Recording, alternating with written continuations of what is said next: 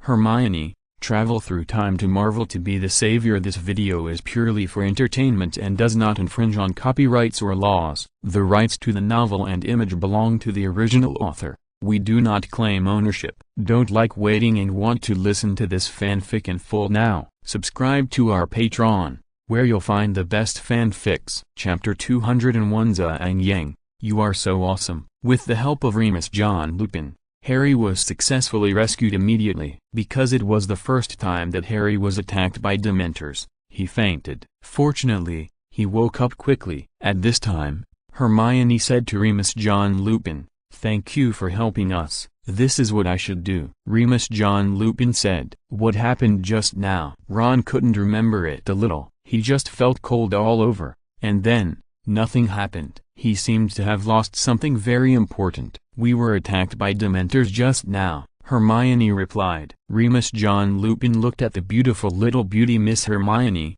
and was surprised that there was such a beautiful girl in the world, and she knew Dementors, which meant that she was knowledgeable. Harry woke up, and Remus John Lupin immediately handed him a piece of chocolate. "Here, eat some of this, you will feel better." Harry took it, hesitated for a while, and finally took a bite. Generally speaking, don't eat things given by strangers casually. Harry still has this sense of prevention, but just before he fainted, Harry had already seen that it was the man in front of him who looked a little vicissitudes who saved him. "Harry, are you okay? That horrible Dementor just attacked you." Ron came to care about Harry instead. Dementors? Harry seemed unwilling to recall that. In the original play, Harry was not afraid of Voldemort, but he was afraid of Dementors. Not only because Dementors were very scary, but most importantly, Dementors would suck away his happiness. Harry was afraid of the feeling of being surrounded by depression, which would make people crazy. I seem to hear a woman screaming. She was calling my name. That's my mother." Harry's memory began to become clear. Because of the Dementors, Harry replayed things that he would not remember at all in his infancy in his mind, just like a movie scene. This memory was too painful. At this moment, Harry seemed to no longer be happy. Miss Hermione's system popped up options. Option 1. Tell Harry that you are the best. Believe in yourself. We are by your side. We are your happiness. Complete the task and get a pack of lollipops as a reward. Option 2. I am my yin yang. I don't want to be in the same pot with Fian Yang. Harry, you are Zha and Yang. You are really awesome. Complete the task and get a box of mutton rolls as a reward. Option 3. Give Harry 2 slaps. Your situation is like losing your soul. You just need a beating. Complete the task and get a can of chicken essence as a reward. What the hell are these options? My yin yang.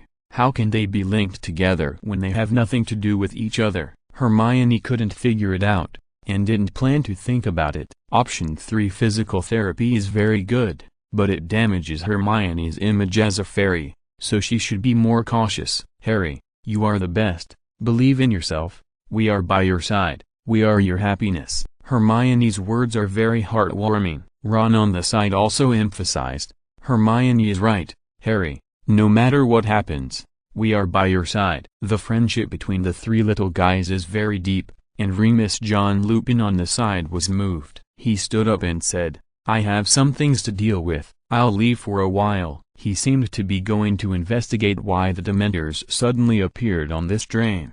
Congratulations on completing Option 1 task. Reward 1 pack of lollipops. Seeing that Harry had finished eating chocolate, Hermione took out a lollipop and said to Harry, "You need candy now to make you feel the sweetness of life." "Thank you." Harry did not refuse. He usually brushed his teeth well, so he could eat candy at will without cavities. If you have cavities, it would be extremely uncomfortable to eat candy. After Remus John Lupin left, Harry, Hermione and Ron began to communicate on the train. What are Dementors? In the original play, it was Remus John Lupin who explained. Here, Remus John Lupin seemed to see that Miss Hermione knew, so he did not explain more. Hermione explained, the Dementors are specially guarding Azkaban prison. They suddenly appeared here and forced the train to stop. They are probably looking for something on this train. Ron said, but what are they looking for? Harry looked out the window. Most likely they are looking for Sirius Black. When they were in the leaky cauldron,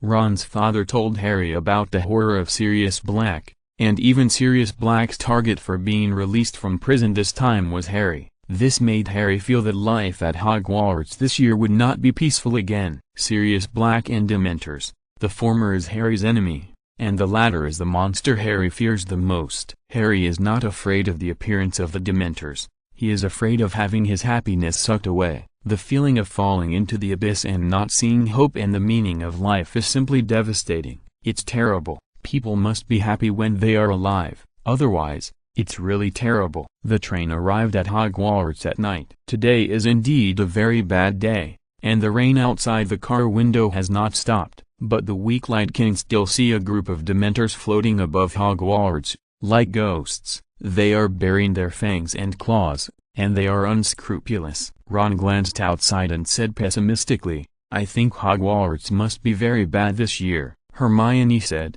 "Which year did we have a good time?" Ron thought about it and agreed, "That's true." In Harry's glasses, those Dementors are scarier than skulls. But even though Hogwarts is exposed to wind and rain outside, there are still terrifying Dementors surrounding it, which is very dark, weird and scary. But inside Hogwarts, it is brightly lit, full of excitement and reassuring. The students who enrolled this year are discussing in groups of 3 or 5. "Hey, did you see that? It's so scary. There are all those floating monsters outside Hogwarts." "You are ignorant. They are called Dementors. They are the guards of Azkaban. They usually don't appear outside." "Why are there so many Dementors in our school? What's wrong with Hogwarts?" "I don't know. Anyway, I hate those ugly monsters. Just looking at them makes me feel like I will never be able to stand up again." "Then you should look at Miss Hermione Granger more, although she is very low-key. As long as I look at her, I will be happy." He. Me too. Looking at beautiful women not only prolongs life, but also makes people happy. As a result, this year's Miss Hermione Granger has become a hit without even doing anything. Ron said sourly, "I feel that more people like you this year." Hermione said, "What does it matter? Let them like it. Girls generally don't mind being popular. Just don't pester and cause trouble like Malfoy." Sure enough, as soon as I thought of it, the annoying guy came running. After not seeing each other for a few months, Malfoy here has become taller and more handsome, just like in the movie, and seems to have matured faster than Ron and Harry. As expected of a scumbag, he still has some charm. "Hermione, do you know how much I missed you this summer?" Chapter 202 Dementors. Never happy again. I am a Dementor, I speak for myself. Now, in order to expand the scope of business, anyone who does not want to be happy can call us at 2,331,314. Our many Dementors will serve you throughout the process, allowing you to stay away from happiness and embrace sadness and loss. I am who I am. A different kind of fireworks. There is no description of the inner thoughts of Dementors in the original drama and movie. Miss Hermione thinks that the Dementors here should have a bit of such a display. After all, they have been acting as villains in this year. If given a chance, they can also act very well. Malfoy's longing for Hermione is like a gust of wind. When it is not there, it is calm, but when it comes, it is so hot, like a hurricane, like a tornado. In fact, Malfoy may not love her that much. Malfoy is very happy in the life of a rich young master in the summer vacation, but occasionally he will think of a girl he can't get.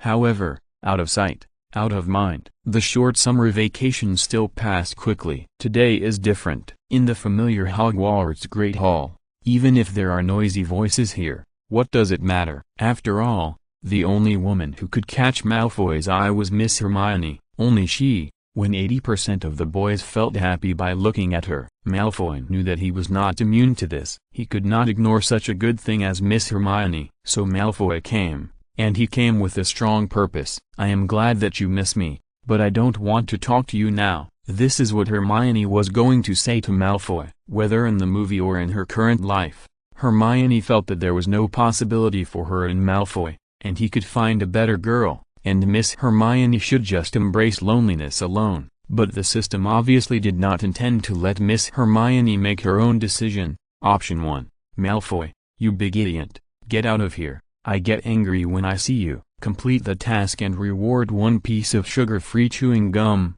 Option 2.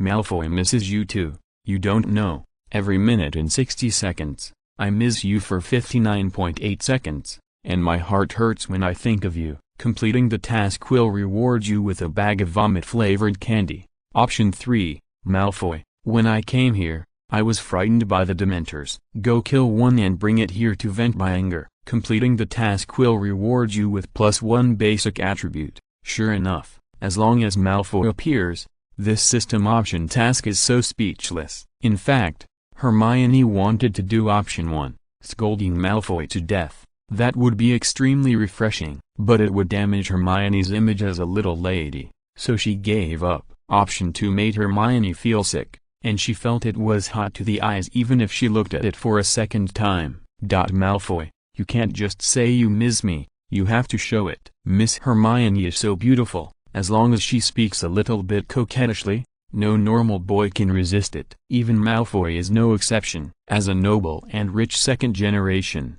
he once told him rationally that how could an excellent young master like him hang himself on a tree? There are so many beautiful women of all kinds and shapes outside. All he needs to do is find some flaws and imperfections in Miss Hermione. That way, Malfoy will have a reason to stop being a humble licker. But Malfoy wanted to say that Hermione's eyes were too big, and it was easy for sand to get into them when the wind blew.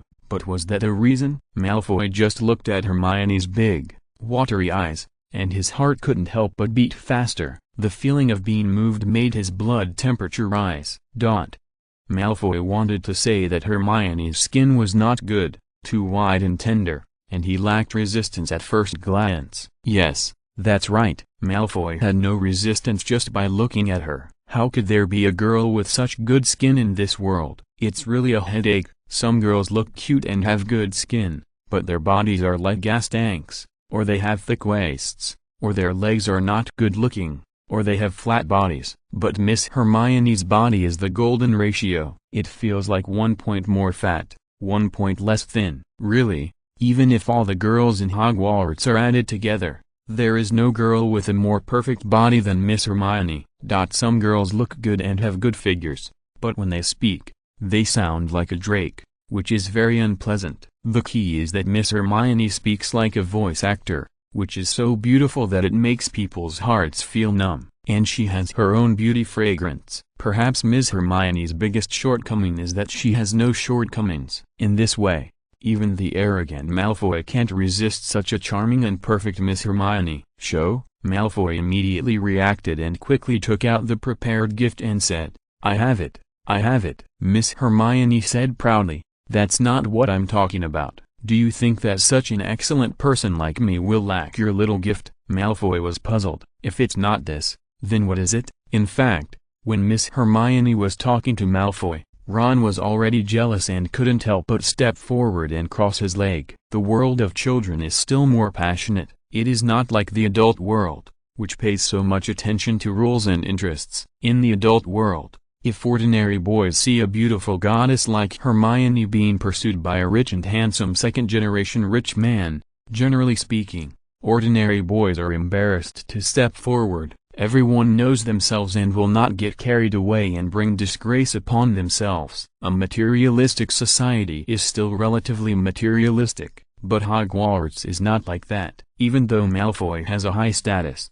there are still many students in the school who dare to confront him. Ron is one of them. At this time, Harry pulled him back and shook his head at Ron. They have to believe in Hermione. If Hermione does not take the initiative to get close to boys, no boy in the world can get Hermione. Ron calmed down and stood aside to watch the show like Harry. Hermione began to say to Ron, "When I came here, I was scared by the Dementors. Go kill one and bring it here to vent my anger for me." Malfoy was stunned. He thought he had heard it wrong. Is this the wizard version of the war to play tricks on the princes just for the smile of a beauty? Malfoy was embarrassed. "Hermione, since you know that the Dementors are floating outside Hogwarts, then you should know that this thing is difficult to deal with." Malfoy whispered, "As far as I know, Dementors are the guards of Azkaban, and there is currently no spell that can kill them." Miss Hermione said arrogantly, "I don't care. If you Malfoy can't do it, Then it means that you are lying to me and you don't love me at all. Good boy. Apostrophe. It was the first time that Malfoy saw a beautiful girl being so unreasonable. Harry and Ron behind him almost laughed out loud when they heard this. Miss Hermione, you can't be like this. Hermione turned around and said, wait until you bring the corpse of the Dementor to see me, otherwise I will never be happy again. If it weren't for Miss Hermione's natural beauty, Malfoy's temper would have slapped her. But at this moment, Malfoy could only stand there awkwardly and lonely, and Hermione was satisfied. Congratulations on completing option 3, reward basic attribute +1. Just when Malfoy was about to find another reason to talk to the beautiful Miss Hermione, tonight's opening ceremony began. It was grand and lively. First, a choir composed of senior wizard students sang unknown songs. Each wizard was holding a variety of strange pets in his hands, which looked very funny. New book, please support.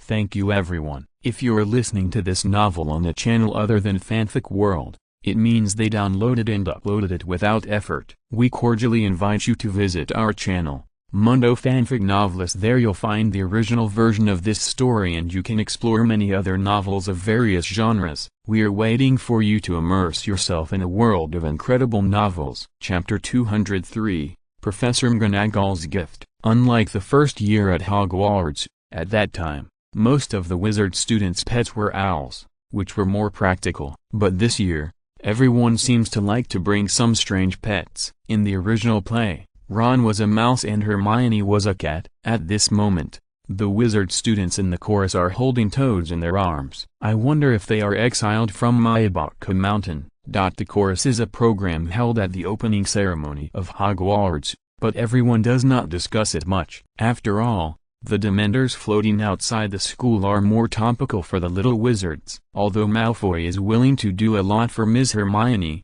it does not mean that he will really go out to kill the Dementors for the sake of a beautiful woman's smile. To be honest, even if Malfoy has this intention, he does not have the ability. At this time, the headmaster Dumbledore stood up, perhaps because he has become old and stereotyped. This year is the third year that Hermione, Ron and Harry have come to Hogwarts, but Dumbledore looks almost the same as 3 years ago. Children, everyone, be quiet. This year's Hogwarts is different from previous years. I'm sure you've all seen those ferocious-looking Dementors. They are very unfriendly. If anyone gets close to them, all their happiness will be sucked away. But as long as we have light in our hearts, we will always find new happiness. Principal Dumbledore did not explain why the Dementors appeared here without any ambiguity, although most students have guessed that it is probably related to Sirius Black. Miss Hermione's system options popped up again. Option 1. Principal Dumbledore did not speak well, so he will be rewarded with a few rotten eggs. The reward for completing the task is a newly hatched chick. Option 2. I am unwilling to be mediocre. I want to go on stage and say a few words. The reward for completing the task is a blue sweater. Option 3. Find Ron and kick him. The reward for completing the task is a smartwatch. This task is really boring, making Hermione wonder if this is just to make up the word count. The system option tasks must have tasks every day. In order to meet the standards, you can only pop up windows at will regardless of your status. Forget it. The secrets of heaven are unpredictable, and Hermione is too lazy to speculate. When the time comes, she will know what she should know. What she shouldn't know, even if she racks her brains, is not clear. Just like from birth to death, what you don't want to know, society will impose on you, whether it is good or bad. And the mysteries of the universe and the meaning of the existence of species that you want to know may be difficult to fully understand in your lifetime. You don't know the boundaries of the universe, but you can still live a carefree life. There is no need to get to the bottom of every problem. Just like at this moment,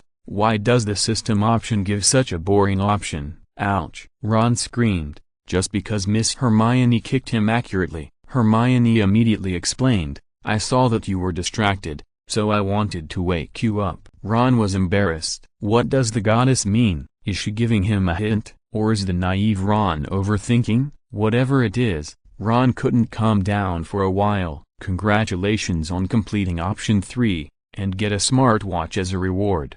Hermione took it out and looked at it. It was indeed quite smart. It could take photos and record videos, and even install King of Glory and League of Legends mobile games. It was amazing. Unfortunately, there was no internet in Hogwarts, so they couldn't play. Next, in addition to the Dementors, there were two other important things to announce. First, our new defense against the dark arts professor, Remus John Lupin. This man with the vicissitudes of life looked like a man who would not stay in office for long. Even though his appearance did not look outstanding, many students still applauded generously. Ron was even more surprised. I didn't expect that the person I met on the train would be our new defense against the dark arts professor this year. No wonder he could use magic to force the Dementors to leave. He really has some skills. Harry also smiled. Professor Lupin had saved him. Harry felt that this new defense against the dark arts professor was not only a good person,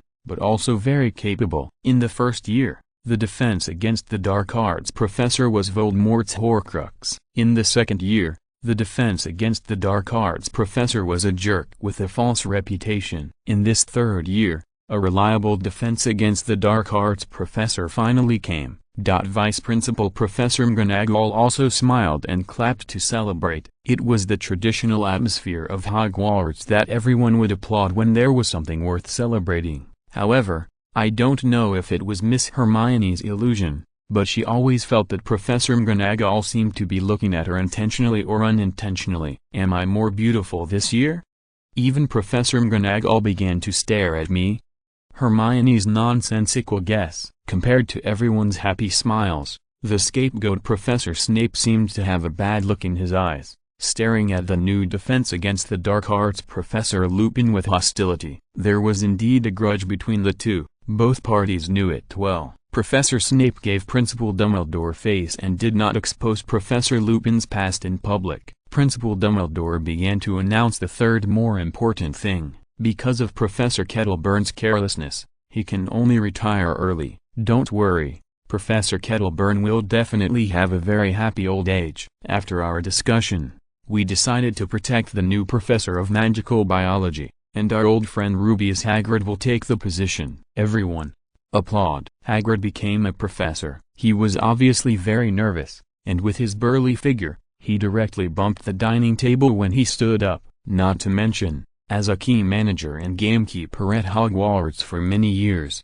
Hagrid's face is naturally remembered by many students. At the same time, Hagrid's popularity is also good. Many students applauded Hagrid happily. Among them, the loudest applause was Harry Potter. He was so happy today. He liked the two new professors. Whether it was Professor Lupin who saved Harry on the train, or Professor Hagrid who brought Harry to Hogwarts. Great, Hagrid. Harry was sincerely happy. Ron was also. Hermione was a little worried, because she knew that both Professor Lupin and Hagrid had major flaws, which could become fatal hidden dangers in the future. Of course, some people were happy, while others were sarcastic, especially the upper elites headed by Malfoy. Dumbledore is also old and confused. How can these two wizards look like professors? One has the vicissitudes of life, and the other is rude. The opening ceremony was over, and many students, led by the class leaders, began to go to the dormitory one after another.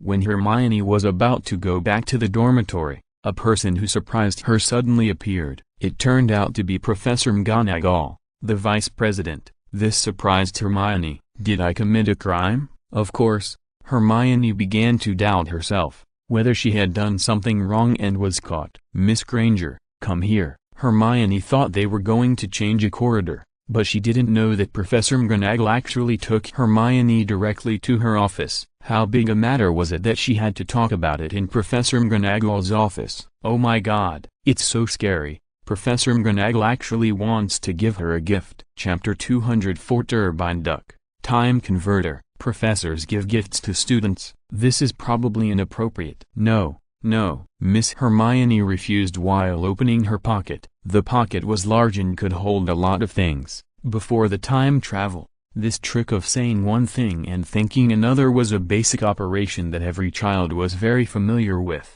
While saying no, she opened her pocket to collect the red envelope, fearing that she would miss it. Although Miss Hermione did not do it so obviously, she still had to do enough surface work. Professor McGonagall liked Miss Hermione more and more when she saw how cute she was. Miss Granger, this gift was also given to you secretly after careful consideration and discussion between Principal Dumbledore and I. Before giving it to you, I need you to promise not to reveal this treasure to other students. Oh my God, isn't this too partial to me?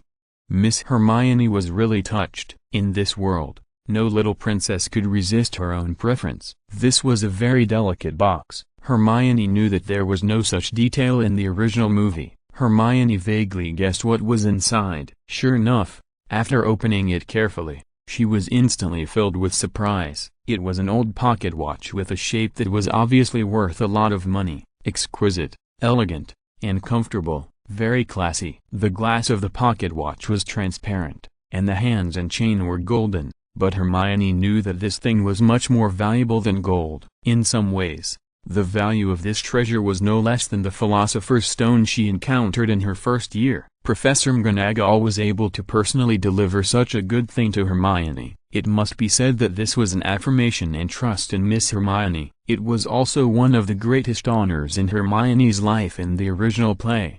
Seeing that Miss Hermione was also a person who knew the goods, Professor McGonagall laughed and said, "Miss Granger, do you know what this is?" As expected, this thing can change the laws of time, the time converter. But Hermione didn't intend to show off. She wanted to humbly say that she didn't know and hoped that the teacher would explain it. In the original play movie, it was also Professor McGonagall who gave Hermione this treasure. Professor McGonagall, who is usually serious, is also a good teacher who can recognize heroes with a keen eye. She saw that Ms. Hermione was gifted and that Hermione was a kind-hearted child, so she gave Hermione the treasure time converter that could break the time taboo. There are many things in the world that can be changed. People's hearts, morals, ideals, status, wealth, women. But the only thing that cannot be changed is time. Even many wizards with strong abilities cannot easily travel through the long river of time.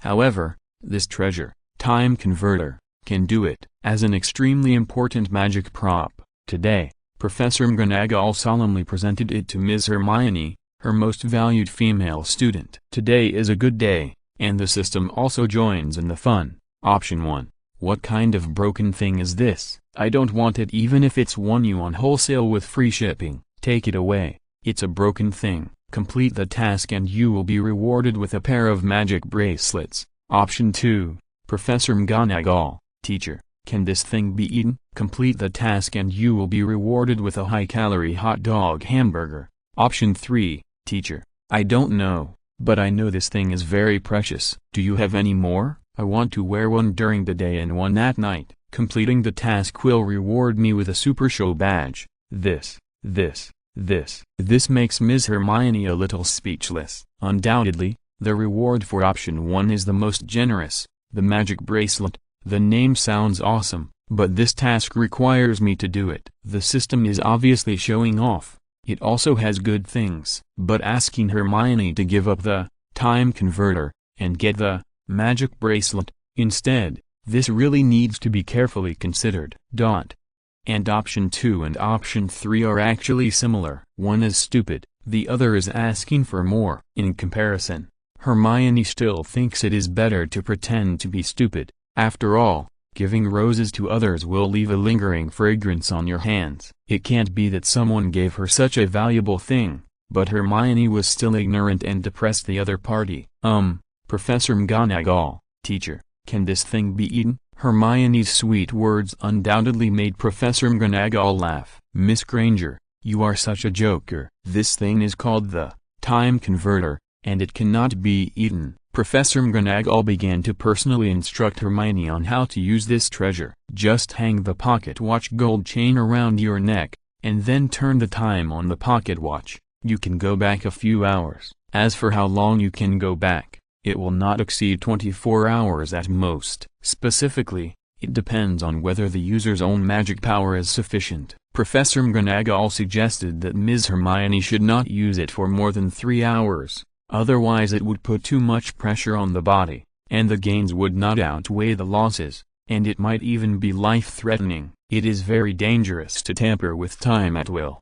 But why did Professor McGonagall personally give Hermione such a dangerous and powerful treasure? First of all, Hermione is 13 years old, which is not a small age in the wizarding world. It is a good time to learn at high speed. Professor McGonagall can see that Ms. Hermione's talent is the best student in Hogwarts in the past 100 years. When she was in the 3rd year of Hogwarts, the courses that students needed to learn began to become more, and Miss Hermione could not study 2 courses at the same time. Professor McGonagall thought it was a pity. Most students have limited energy and can only study a few required courses a day. But Miss Hermione is different. She has outstanding abilities. It would be a waste if she didn't use it to study more. So after discussing with Headmaster Dumbledore, Professor McGonagall gave this treasure, Time Converter, to Hermione. The purpose was not to let her go back to the past and do bad things. It was to allow Hermione to study more hours a day and become more outstanding.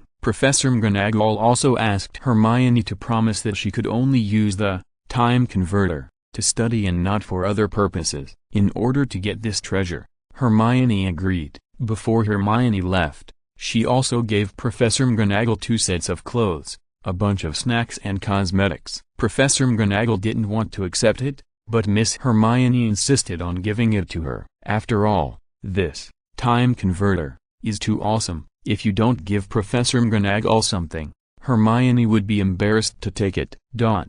Back in the dormitory, Miss Hermione couldn't let go of this Time Converter. That night, after she put it on, she tried it first. She entered the dormitory after taking a shower half an hour ago. If Hermione adjusted the Time Converter to half an hour ago, then Hermione was in the bathroom. If she adjusted it to 1 hour ago, then she was in Professor McGonagall's office. 2 hours ago, she attended the opening ceremony in the Hogwarts Great Hall. 3 hours ago, Hermione thought that she should be in a carriage because it was raining and the train station to Hogwarts was a carriage. Then 4 hours, 5 hours, at that time Hermione was still on the train with Harry and Ron and was attacked by Dementors. It was really interesting. Miss Hermione decided to take a risk and directly adjust it to the maximum limit of 23 hours, 59 minutes and 59 seconds. Do you want to try it?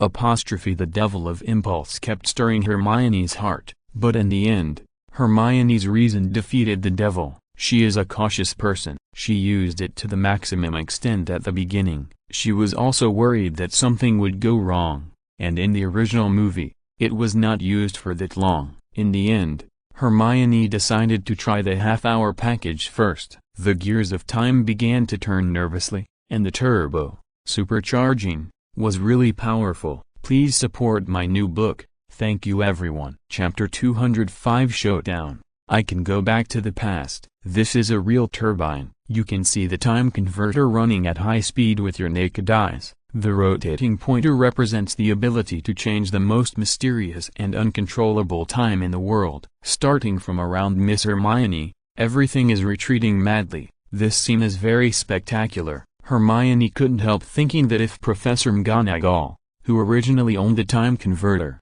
was a bad girl when she was young, she would be omnipotent with this treasure. No kidding, this thing is really amazing. Miss Hermione has been here for more than 2 years, and she is not surprised by anything related to magic, but she has to admit that this scene today once again made Hermione feel the charm of magic. It was only half an hour, and Miss Hermione stopped quickly. This girl's dormitory is obviously completely different from just now. In just half an hour, the changes are surprisingly large, mainly because there are many people living in the dormitory now. In other words, if it was before school started, this dormitory would not have changed much in half an hour, let alone half an hour, even in half a month, unless Miss Cockroach is pregnant, or Miss Mouse has a few more. Hermione, didn't you just go to wash up? The female roommate saw Hermione in the bathroom. How come Hermione returned to the dormitory in the blink of an eye? Even if it was just washing her face, it wouldn't be that fast. Hermione smiled and explained, I just came here to get something. Then she walked straight out of the dormitory. This feeling is very strange. Hermione knows very well that in the Hogwarts bathroom, another Hermione is taking a shower, and there is another Hermione here, wandering around. Although there are two Hermiones, there is actually only one thought. The Hermione here can have the memory of Hermione taking a shower, but she can't keep two perspectives at the same time. At the same time, the two sides cannot meet at the same time, otherwise there will be big problems. What will happen specifically, the original movie did not explain. Hermione guessed that it might be that the time converter is exposed, and the magic of returning to a few hours ago will instantly fail, which will probably have this result. There is also a very special setting in the original play, that is, before the time comes, Miss Hermione must rush to the place where she first used the time converter as soon as possible. What will happen if she doesn't rush back? The original movie also did not explain. Miss Hermione guessed that there shouldn't be any particularly serious problems, otherwise Professor McGonagall wouldn't have failed to explain. At the same time, if it was too dangerous, why would Professor McGonagall give her the time converter? Sure enough, at the critical moment, the system options would not be lonely. Option 1. Use the extra half hour of the time converter to do a bad thing. Complete the task and you will be rewarded with a black mask for bad guys. Option 2. Try to disassemble the time converter and see what the structure is inside. Complete the task and you will be rewarded with a trophy for hands-on skills. Option 3. Do not return to the starting point within the specified time and see what will happen. Complete the task and you will be rewarded with basic attributes +1. With Miss Hermione's cautious character, Option 1 is undoubtedly the most reliable. It's just doing a bad thing, which is very simple, such as applying some chili oil to someone's clothes, putting some dead cockroaches in shoes, etc. They are all bad things. As for Option 2, that's impossible. It's too dangerous. It is obvious that the internal structure of the time converter must be very complicated. If it is disassembled, it is not an estimate, but a 99.9% chance that it cannot be put back together. That would be terrible. Hermione would only lose a magical artifact. It is absolutely impossible to lose such an important treasure for the so-called momentary curiosity. Option 3 can be considered. Hermione also wants to take a risk and try it. What will happen if she slightly violates the setting in the original play? In order to complete the task while preventing the problem from becoming an irreversible disaster, Hermione chose to hide outside the window of the dormitory, separated by a window. Hermione wanted to see what would happen if she did not go back within the specified time. Her heart began to get excited. Hermione counted the time and began to count down almost to the second. There are 3 minutes and 53 seconds left. 3 minutes and 52 seconds. Finally, after a long wait, Hermione saw Hermione coming back from the bathroom. She saw herself. It was amazing. There was only a glass window between the two. It turns out that I look so beautiful. Of course, now is a tense and exciting time, not a time to appreciate her beauty. Sure enough, the roommates became curious again. Hermione, didn't you take a shower just now? Hermione here was very curious. She asked in confusion, did I take a shower? The roommate was even more curious. Yes, you just said that. Hermione frowned. How strange. The clever Hermione seemed to have discovered something. She came to the bed and quietly took out the time converter from the space ring and treasure box. Her mind was as clear as a mirror. Did I secretly use this thing? So what will I do next? Hermione looked down at the treasure in her hand and seemed to fall into deep thought.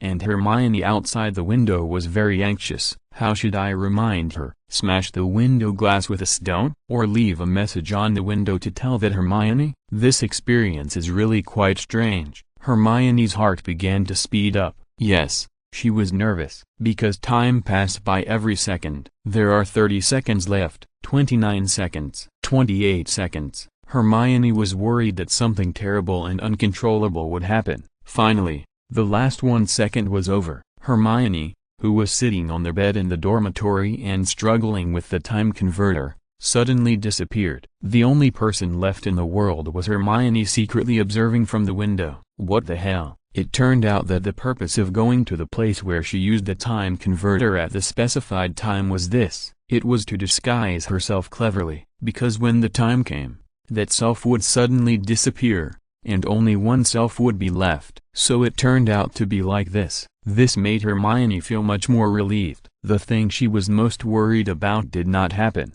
Hermione had a powerful imagination, and she actually had several terrible guesses in her heart. The most terrible thing was that the sky would collapse and the space would collapse. Of course, the possibility of this was very small, and Hermione herself felt that it was less than 1 in 10. Hermione felt that the more likely possibility was that the time converter might have problems and bugs, loopholes, or the time converter would malfunction, or Hermione would permanently become two. One became real, and the other became invisible. There was another situation that Hermione felt was more likely and more terrible. The time cage. Hermione outside the window might be trapped in a time cage, surrounded by invisible air walls, trapping Hermione in it forever, and eventually becoming a ghost in Hogwarts school. So, faced with so many speculations, Hermione was quite scared at the time. And when the result came out, it turned out that the other self would just disappear, which made Hermione feel a lot more at ease. Miss Hermione lied all the time. For her, she felt that lying was not a difficult thing. Even if she disappeared out of thin air, she could find 10,000 reasons. Besides, last year even the house elf Dobby could snap his fingers and disappear in front of Harry Potter many times. Miss Hermione's magic was more proficient than Dobby's, so she could do the same. Chapter 206. My imagination is so open. I am really amazing. Congratulations on completing the Option 3 task. Reward basic attribute +1. Hermione was satisfied, and her little heart could finally rest in her chest. Hermione sorted out her clothes and went back into the dormitory from outside. The female roommates were all crazy. Hermione, when did you go out? Hermione smiled calmly. I just went out to get some things. It's very late. Everyone should go to bed quickly. Is it really a ghost? The roommates who noticed were all very confused. How could Hermione, who was already in the dormitory just now, go back to the dormitory again? Did I remember it wrong? It seems that I really can't stay up late anymore. I started to have hallucinations and my brain was senile. Some people can't sleep because they are poor. Hermione is obviously the latter. She can't sleep because of excitement and surprise. Although Miss Hermione has accumulated a lot of treasures since she traveled through the magical world of Hogwarts. For example, she secretly hid a small corner of the Philosopher's Stone in the 1st grade, which can be used for immortality. For example, there are also ominous signs, witch cloaks, and invisibility cloaks for saving lives. Last year, she also won the Tathagata palm and the Snake Fang assassin dagger she made herself. They are all extraordinary treasures. However, none of them are as exciting as Hermione getting the time converter. Maybe it is the bad nature of human beings to get bored with the old and like the new. It's not that Hermione began to hate the treasures she had obtained before, but she was happy and excited when she obtained treasures before. But people can't be excited for a few years because of a treasure, right? Wouldn't that be a mental illness? Hermione treasured those lovely and charming treasures very much, and when they were needed, they would definitely show their skills. Time converter is like Miss Hermione's newly married 7th concubine. It is fresh. Of course, the excitement in her heart can't be stopped. Hermione's snow-white and delicate skin lay in the warm quilt, and her cute and slender little hands kept playing with the time converter. This treasure is outstanding in both shape and feel. Resist the urge to open it and take a look. Impulse is the devil. You will regret it once you do it. However, the beautiful Ms. Hermione still has many bold and crazy imaginations in her heart. For example, before traveling through time, everyone generally believed that instant noodles were for eating, but in the eyes of some crazy people, instant noodles plus 502 can be used to repair tables, chairs, and even walls. Similarly, the real use of the time converter is definitely more than what is shown in the original drama. In fact, it can cause bugs. There is a more disgusting one, such as eating enoki mushrooms, which cannot be digested, and can still cause bugs after washing the next day. The time converter is so complicated, and such a powerful and strange treasure can naturally cause bugs. Miss Hermione has tried this secret of not returning to the starting point within the specified time, and there is no great danger. But didn't Miss Hermione have 2 Hermiones during the time when she used the time converter? Just now when she was outside the window, Hermione paid close attention and found that the other one also had a time converter in her hand. In other words, there were 2 time converters with 2 Hermiones. Oh my God! Keep imagining. It's so magical and terrifying. Does that mean that if Hermione uses 2 time turners again, it will become 4 Hermiones, 4 time turners? If she uses it again, it will become 8 Hermiones, 8 time turners. By analogy, within the specified time, Hermione can even create an army of myself. Sure enough, the card bug is so awesome.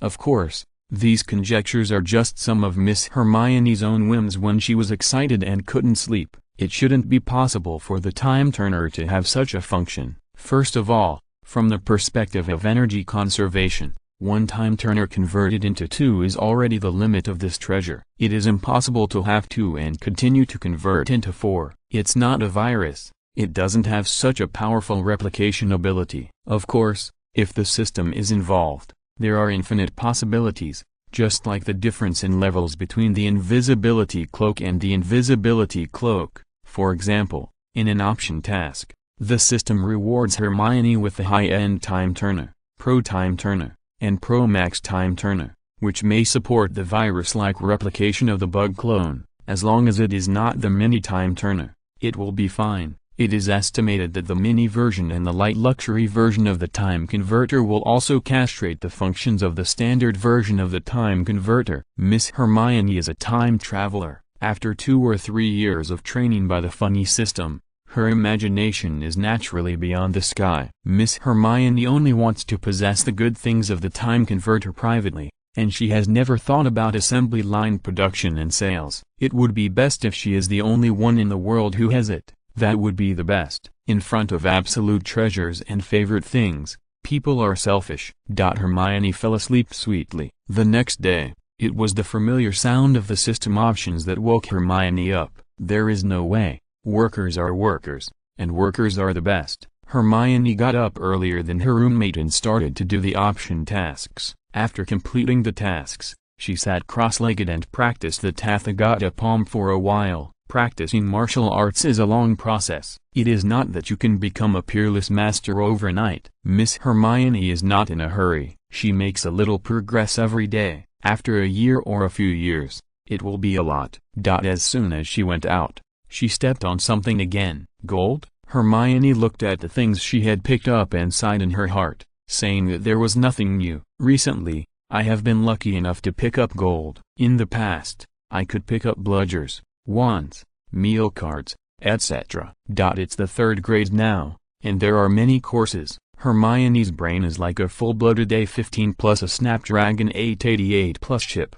If she can only handle daily study and life like an ordinary wizard student, it would be a waste. That's why Professor McGonagall secretly gave Hermione a time converter so that she can cheat, give full play to all her advantages, and learn more knowledge in the same time. Become an all-round wizard genius. In the office of Headmaster Dumbledore, it is gorgeous and tasteful. The heavy rain all day yesterday, coupled with the Dementors floating in the sky, really made people feel uncomfortable. But today, the rain has stopped and the soft sunlight in the early morning shines into the house through the window. The good weather makes people feel happy. Dumbledore looked at the course schedule that Miss Hermione needs to study this semester, showing a charming smile like an old man. Dumbledore was still wearing the green hat that Hermione gave him before the holiday last year. Very comfortable, good quality, and the refreshing green color makes you look younger when you wear it. It seems that our Miss Granger has used the time turner.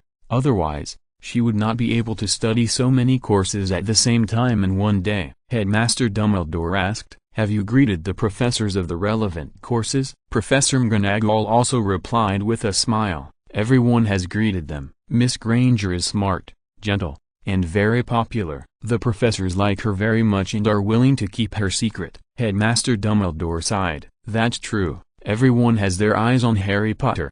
As the son of prophecy, he is indeed worthy of everyone's expectations. But all eggs cannot be put in one basket. Miss Granger is excellent and low-key, eye-catching and not easy to make enemies. Perhaps at the most critical moment in the future, she can become the best candidate for the savior to help Harry Potter completely eradicate the evil forces. Please support the new book. Thank you everyone. Chapter 207 High-end divination courses often adopt a simple teaching method. The first class of the new semester is divination. This is a profound course. Although it is not very obvious in the original drama, it can predict your future. And it is quite accurate, which is amazing. In the original drama, Hermione is very averse to divination, although she also went to learn it. In the movie, divination is almost the only course she complained about. But Hermione, who came here through time and space, is different. She is very interested in mysticism. She wants to check her future in advance through divination. As a normal person,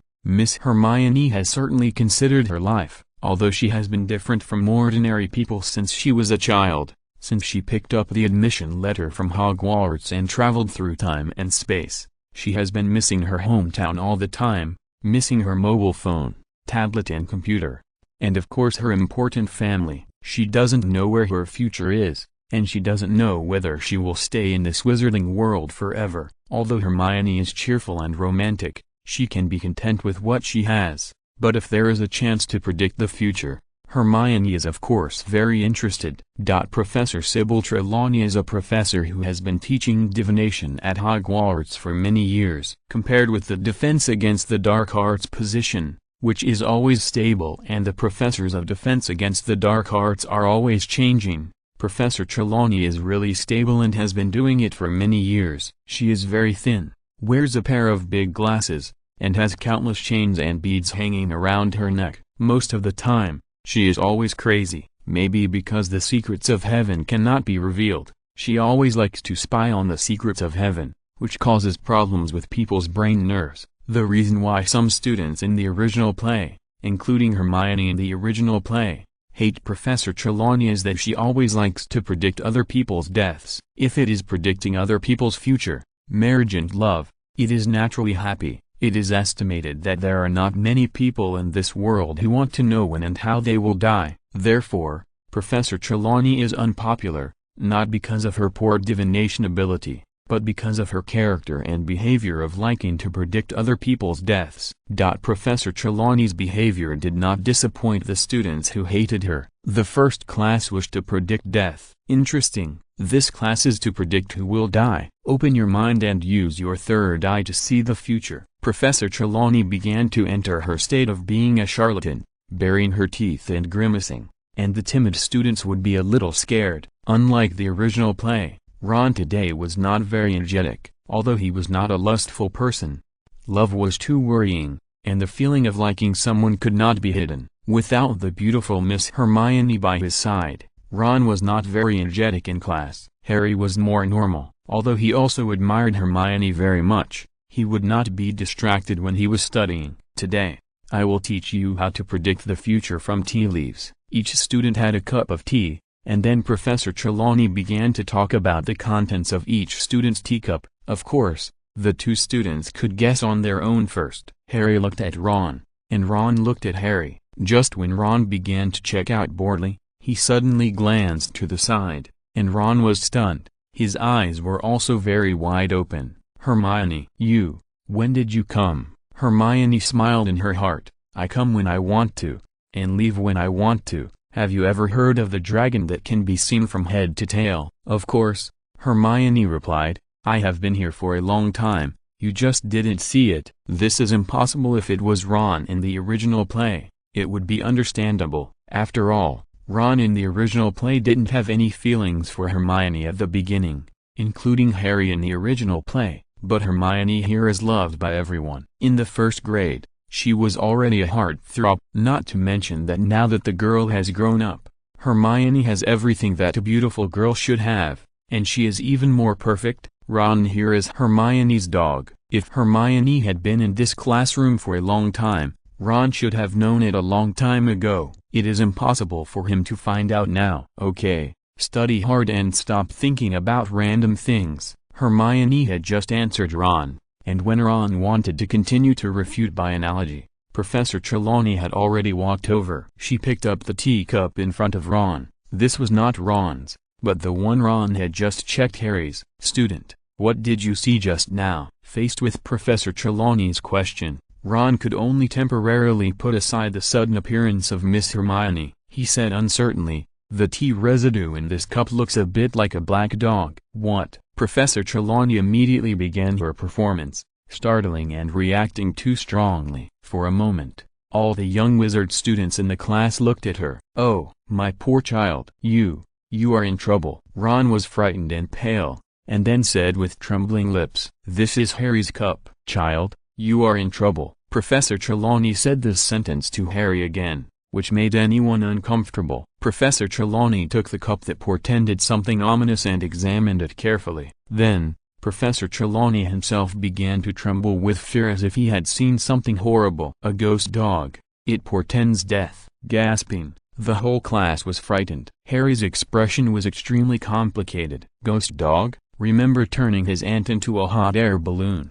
After Harry ran away from home, on the lonely street, there was a gust of cold wind, and it seemed that from the dark flower bed, Harry did see a black vicious dog. Could it be that this prophecy foreshadowed that big dog, Death? Could it be that the big black dog wanted to kill him at that time? Although everyone's reason tells themselves that supernatural things are not credible, everyone can hardly avoid imagining mysterious things. This is an inevitable part of the brain structure. As long as it is related to death, no one will not be afraid. The whole class looked at Harry Potter in silence, and even Ron forgot for a moment that he had just questioned how Miss Hermione appeared here. Miss Hermione's system will not remain silent when appropriate. A semi-transparent pop-up window appeared in front of her. Option 1.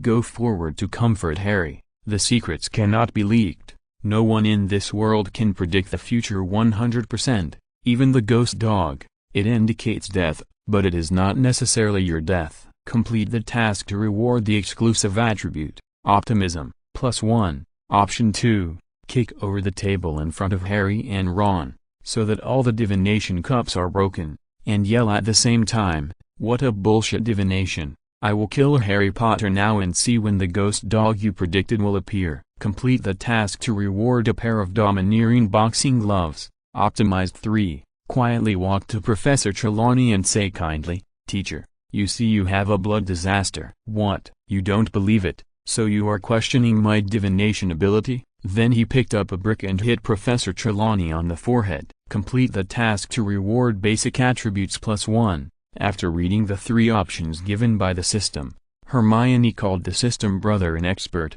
professional, and domineering, especially the third option, to convince others with virtue. Bricks. Other people's predictions still need a long time to witness whether they are true or false, but Miss Hermione's predictions can be seen in a second.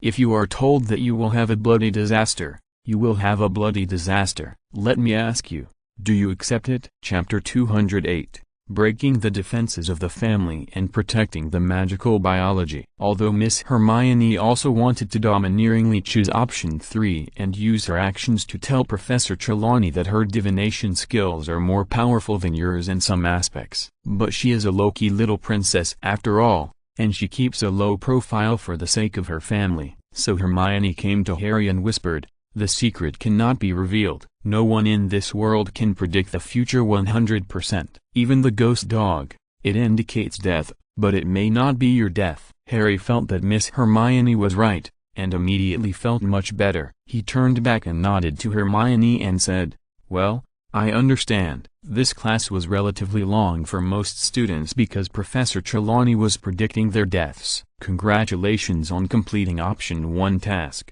Reward exclusive attribute, optimism, +1. It's interesting that Ms. Hermione has another +1 option, magic +55 health +49 low-key +52 agility +51 defense +52 strength +45 stealth +43 beauty +8 charm +8 body +8 skin +8 wisdom +8 gentleness +1 soul +1 optimism +1. Looking at all the attributes, she is still quite pretty. Just when Hermione thought the get out of class was about to end, Professor Trelawney came to Miss Hermione. It was the first time for divination class to be taught this semester, But Professor Trelawney was still very familiar with the fairy-like Miss Hermione. "Miss Granger, can you show me your teacup?" Hermione thought that she had not learned much in this class, so it would be okay to let Professor Trelawney take a look.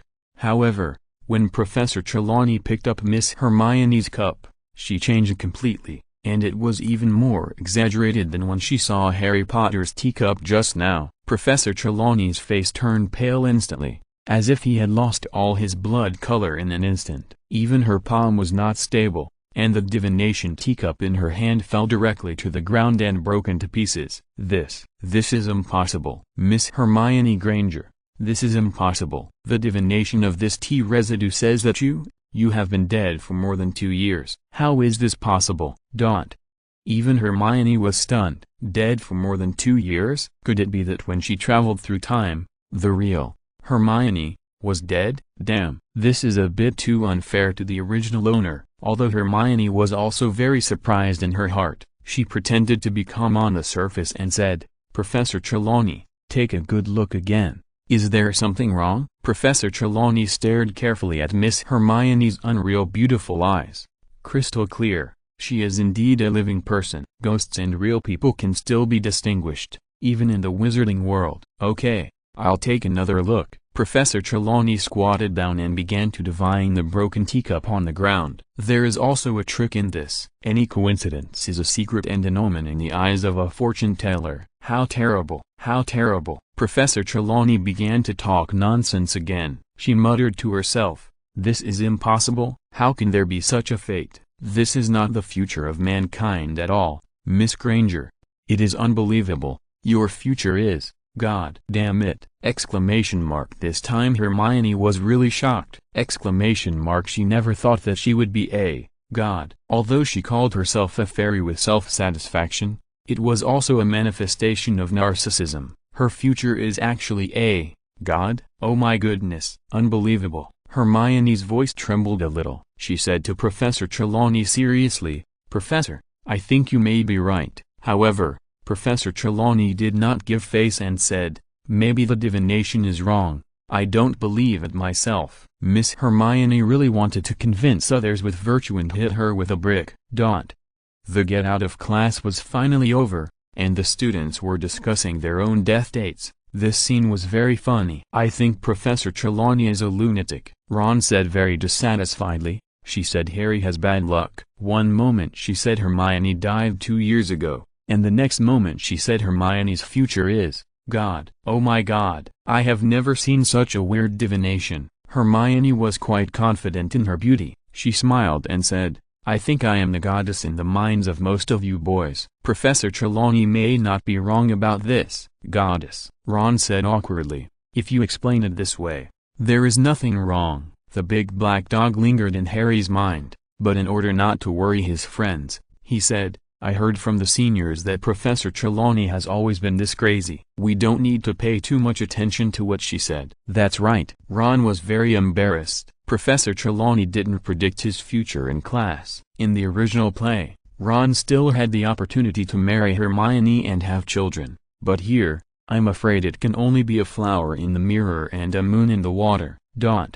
The second class was also a fresh course. The Book That Bites People in the Care of Magical Creatures course is the textbook for this course. It was personally selected by the newly appointed Professor Rubius Hagrid. Sure enough, he has only been able to become a professor today, and there is a reason for this. Hagrid always lacks the right timing when doing things. Hagrid really should learn from Miss Hermione what it means to be steady and what it means to avoid trouble. However, I am afraid that Hagrid will never learn it in his lifetime. The Care of Magical Creatures course is very lively and the students are very excited. Even the rich second-generation Malfoy came because it is an extracurricular class and very interesting. Everyone came to the forest together. Today's good weather. The bright sunshine shines through the gaps between the trees on the ground full of fallen leaves, which is very natural and harmonious. A classmate holding the Monster Book of Monsters asked, "Professor Hagrid, how do you open this book?" Hagrid looked back and saw that it was the dude Malfoy, and immediately replied with a bad face, "You just need to stroke its back and wait for it to calm down, and then you can open it." Ha ha ha. The students all laughed. Maybe he thought this textbook was interesting, maybe he was making fun of Malfoy. So the narrow-minded Malfoy broke down and said rudely, "What a crap, if my dad knew that Headmaster Dumbledore asked this bastard to teach, there would be a lot of trouble." Harry certainly couldn't stand Malfoy, so he stepped forward and said, "Shut up, Malfoy." "Hey, who do I think this is?" Malfoy looked at Harry provocatively and said, "I heard that Professor Trelawney predicted an uncertain future for you in divination class. How did he know?" Ron was very puzzled. "Why do strange things always happen this year?" "Oh, my God.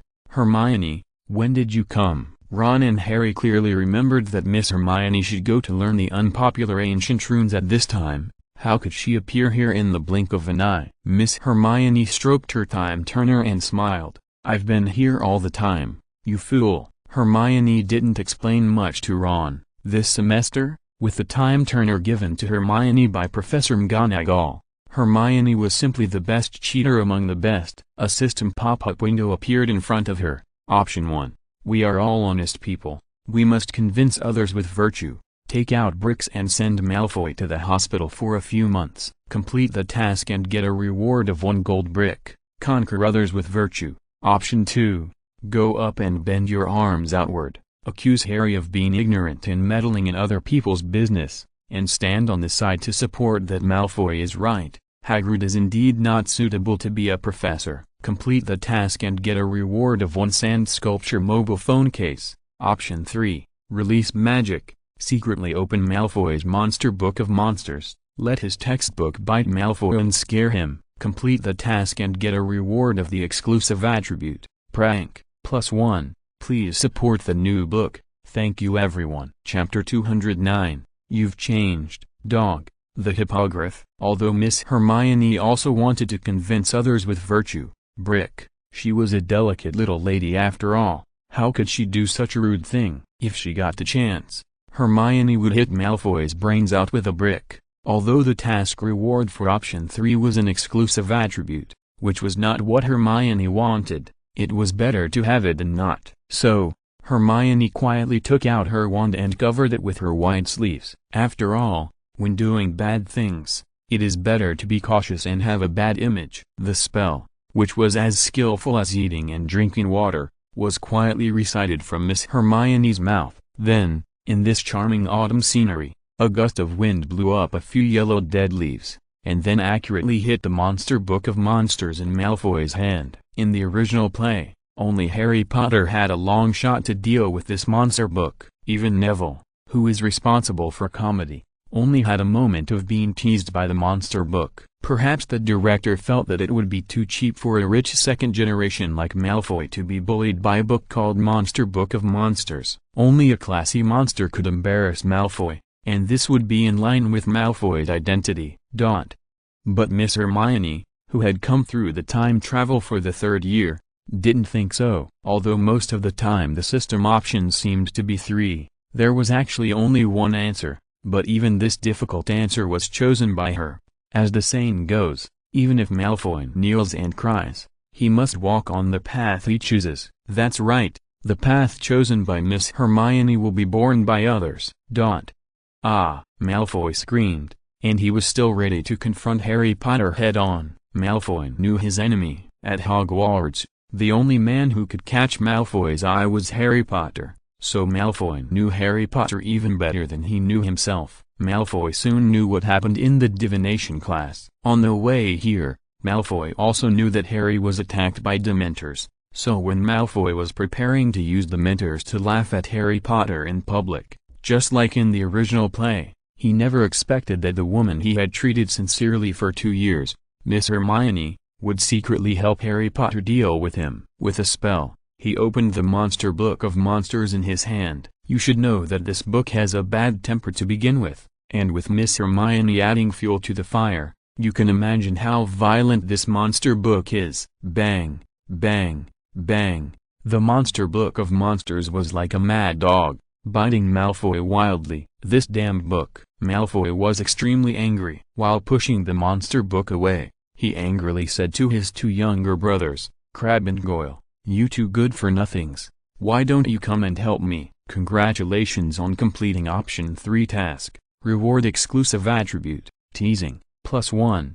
Hermione looked at this scene and thought, if it wasn't a system reward, this, teasing, attribute, I guess with her personality, she would never click it in her life, because Miss Hermione didn't know what this nonsensical attribute was for. It felt like it was not as real as a piece of delicious bread, but since she already had it, Miss Hermione would just keep it, ha ha ha. Ron laughed very rudely. Seeing Malfoy embarrassed was so fun. As the initiator, Miss Hermione was of course embarrassed to laugh, but when she was about to watch the show, the system option popped up again. Life will eventually face countless choices, and this time is just one of them. Option 1.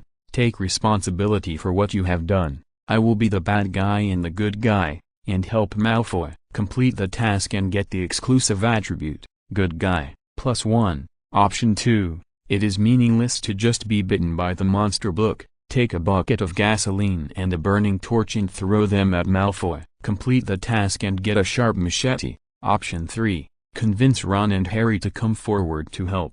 Complete the task and get a box of green tea. There is no doubt that options 2 and 3 are just to make up the numbers. Convince Harry and Ron to help Malfoy. Is Miss Hermione still a human being? Option 2 is also too cruel. She is not a member of the Black Society. She is a sweet girl, although Hermione feels that she is a shameless, good guy.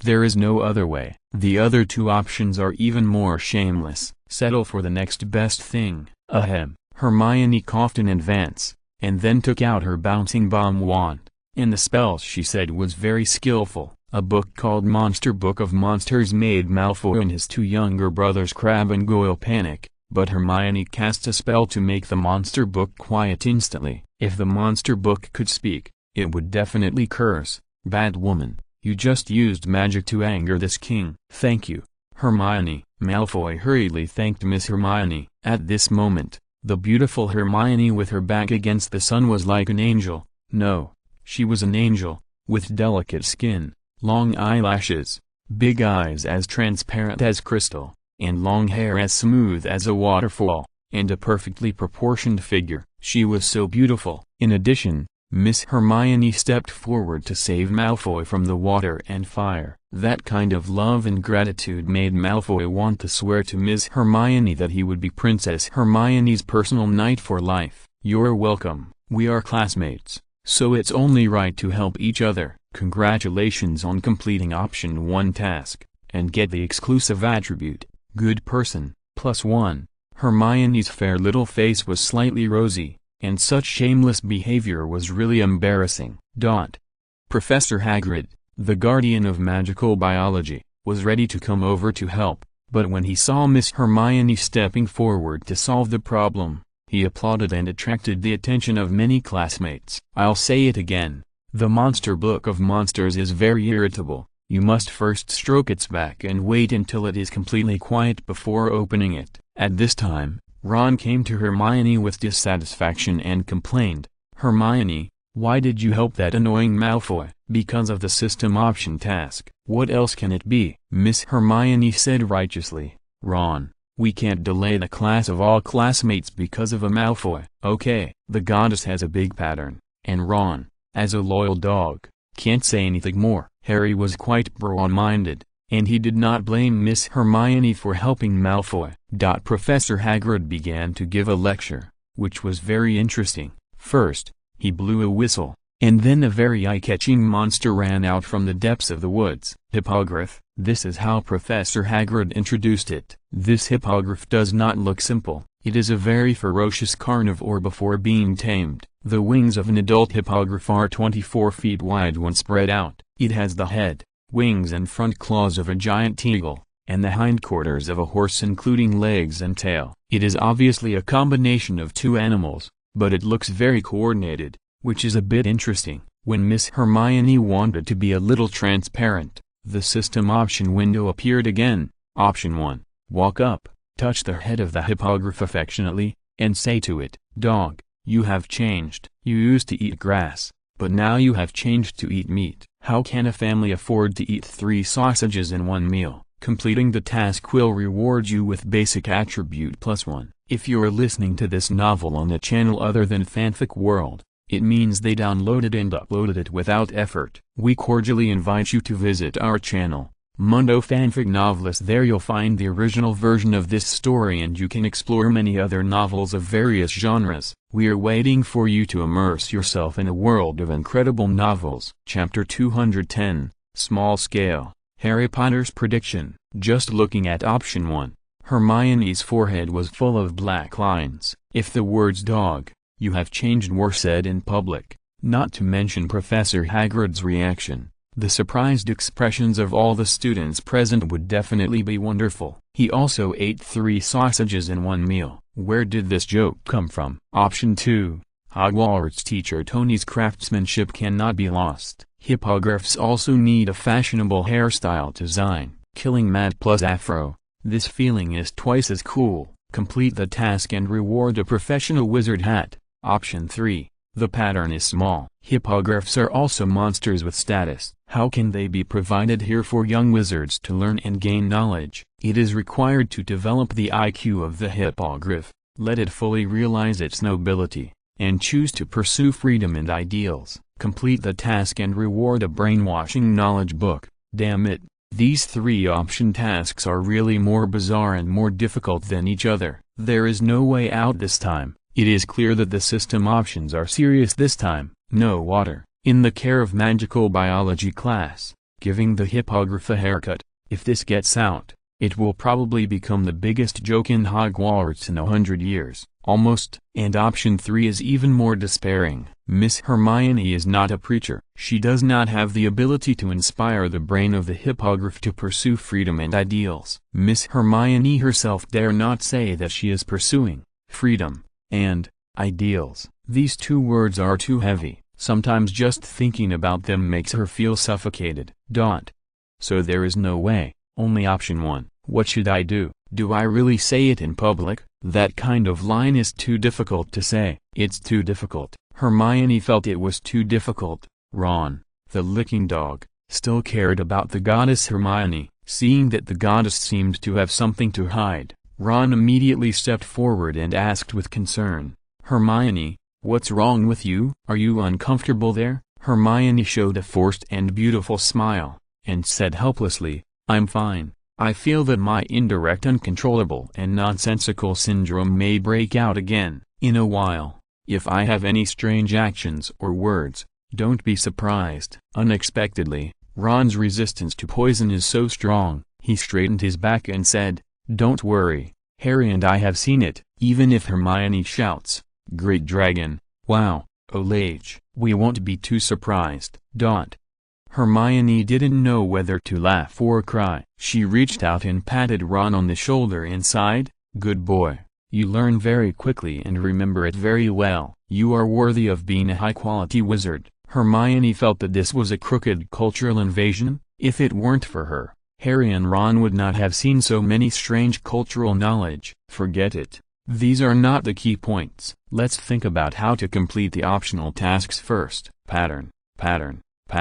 You must have a pattern. Those who achieve great things must learn to be informal. Hermione began to move forward. This scene made Professor Hagrid a little stunned. He said in surprise, "Student Granger, I haven't notified anyone to get close to the hippogriff yet." In the original play, Professor Hagrid just proposed how to get close to the hippogriff. Are there any students willing to come up and try? Everyone seemed to have agreed to retreat collectively. Only Harry Potter was still standing there stupidly. So, he became the one who took the initiative to try. It also takes skills to get close to the hippogriff. The first step is to bow, and you must always keep eye contact with it. If it bows back to you, you can go forward to touch it, or even ride it. Undoubtedly, Harry Potter has the aura of the protagonist in the original play, so he can certainly go unimpeded. Miss Hermione here is also a peerless beauty with the aura of the protagonist. She came step by step with Lotus,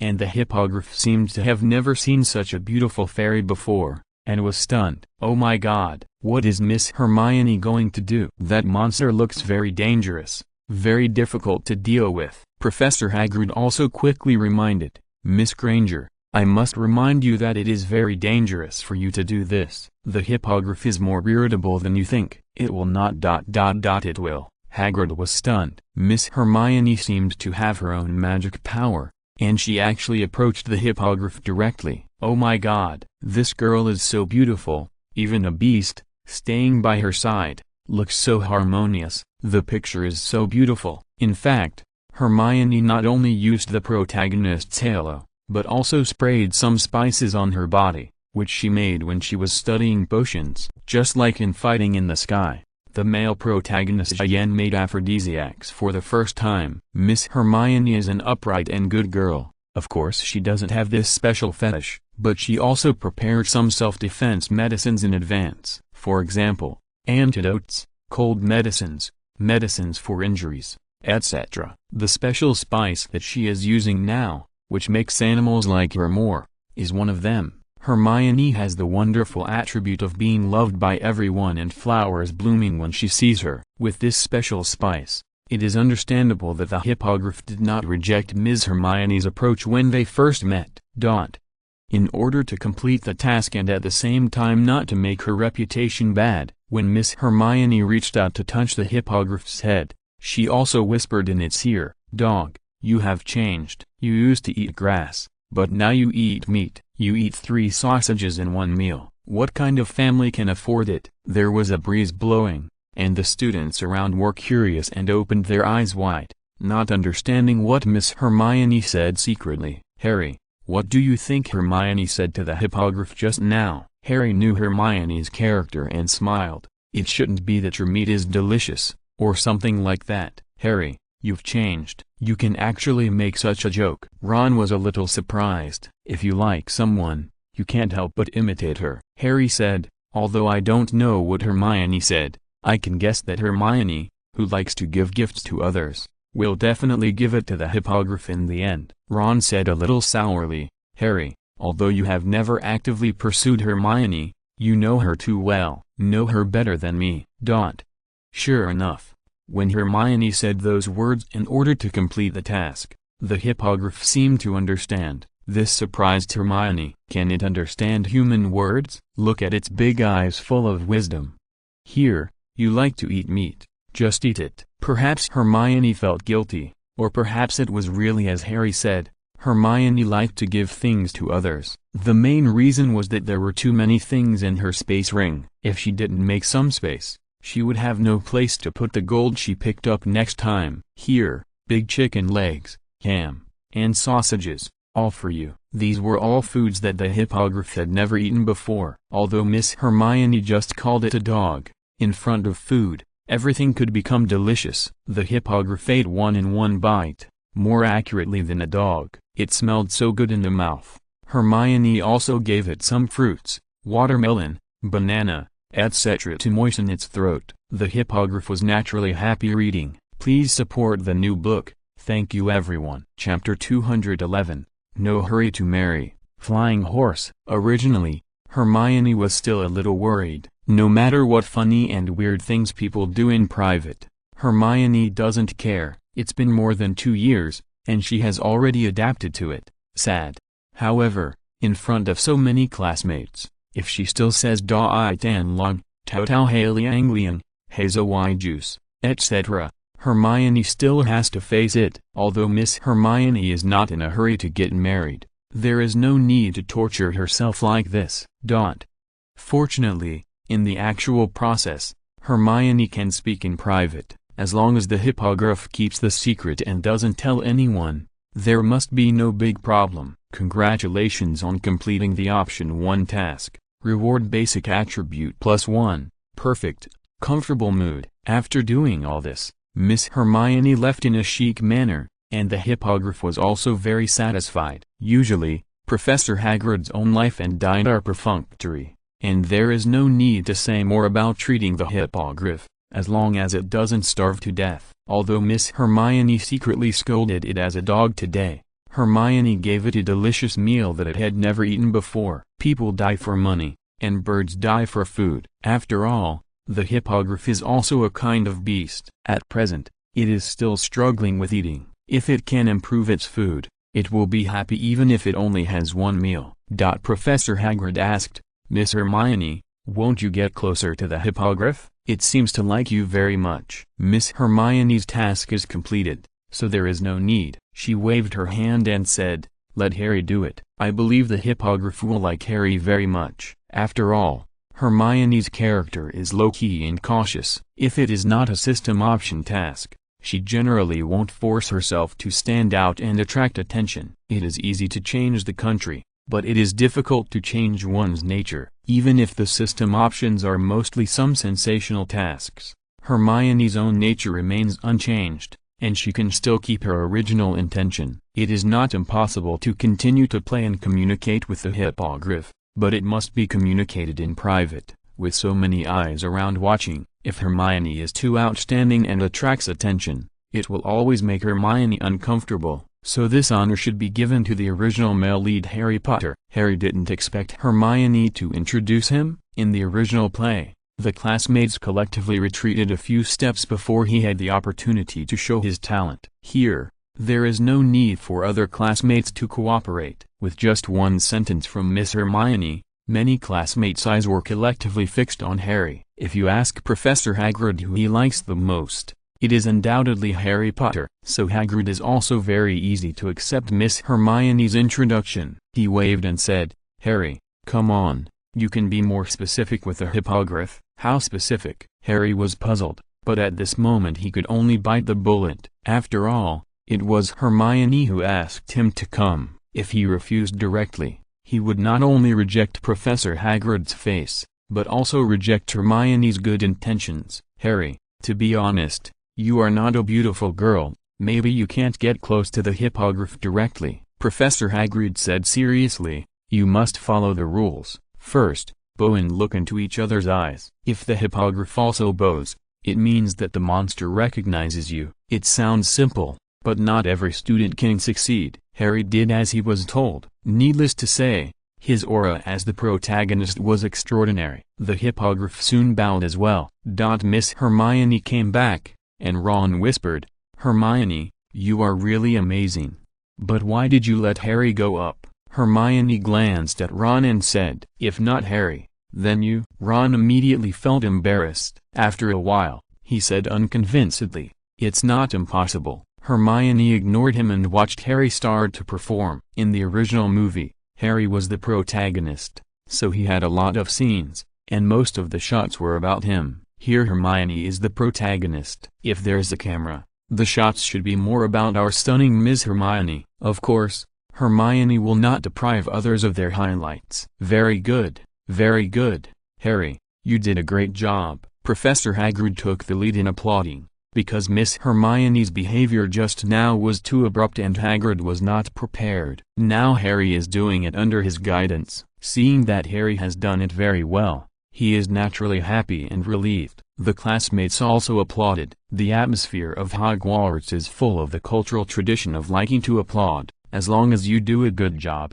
people will applaud. Of course, not all students think that Harry did a good job. The most prominent one is Malfoy, who looked very ugly. It's just a beast as stupid as Hagrid. What's there to praise? However, the next second, Malfoy couldn't laugh anymore. Hagrid suddenly picked up Harry. The 13-year-old Harry was not small, but in front of Hagrid, who had the blood of a half-giant, he was still like a child. Hagrid, what are you going to do? Professor Hagrid smiled and said, just now, Miss Granger was a girl, so it was not convenient for me to operate. But Harry, it's different. Hagrid directly carried Harry to the back of the hippogriff. Sit tight. Remember not to grab its feathers. Then Hagrid blew a whistle skillfully. Oh my god! The hippogriff actually began to spread its wings and flew directly. This time, Malfoy was dumbfounded. The wizard students around all showed envious eyes. As a wizard, flying is not a particularly difficult thing, but if riding a flying broom is no longer a particularly new thing, then at this moment, Harry Potter is riding a hippogriff and flying directly into the sky, which is naturally a fresh and very cool thing. Harry was a little scared at first, although he was not an ignorant person, and flying cars, flying brooms, etc. could all go to the sky. But riding a monster to fly, this is the first time. It's very cool, indescribable. The hippogriff took Harry across the forest and came to the vast sky, and then paddled across the calm and wide lake at a low altitude. It was so cool and so comfortable, even without the movie background music in the original play. Harry Potter still couldn't help but open his arms to welcome nature, the strong wind, and the blooming life, and roared.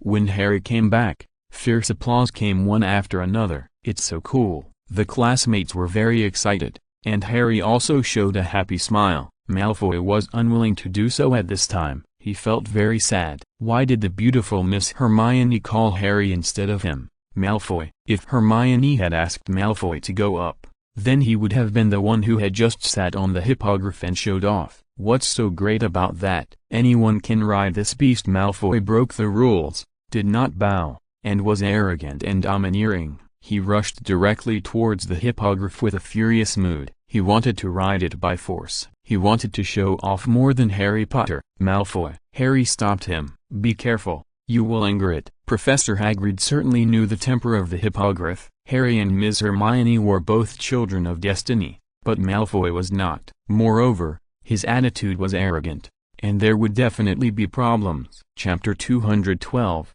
Single by Merit. Malfoy is kicked out. What Professor Hagrid was worried about still happened, although he didn't want to admit it. His first class was not much better than that of Gilderoy Lockhart, the defense against the dark arts professor last year. It was also a mess. The worst thing was that he also provoked the most unprovoked little bastard Malfoy. The hippogriff would not give face to the arrogant Malfoy. It flew up and kicked Malfoy, who had not yet approached, more than 5 meters away. It was so miserable. This was much more miserable than the original drama. Malfoy screamed like a pig being slaughtered. His arm was broken on the spot, and several ribs were broken. If the hippogriff had more strength, Malfoy would have fallen to the ground and become a box. "I'm going to kill you, beast. I'm going to die. Save me." At this moment, Malfoy, who was facing the safety of his life, had no image at all.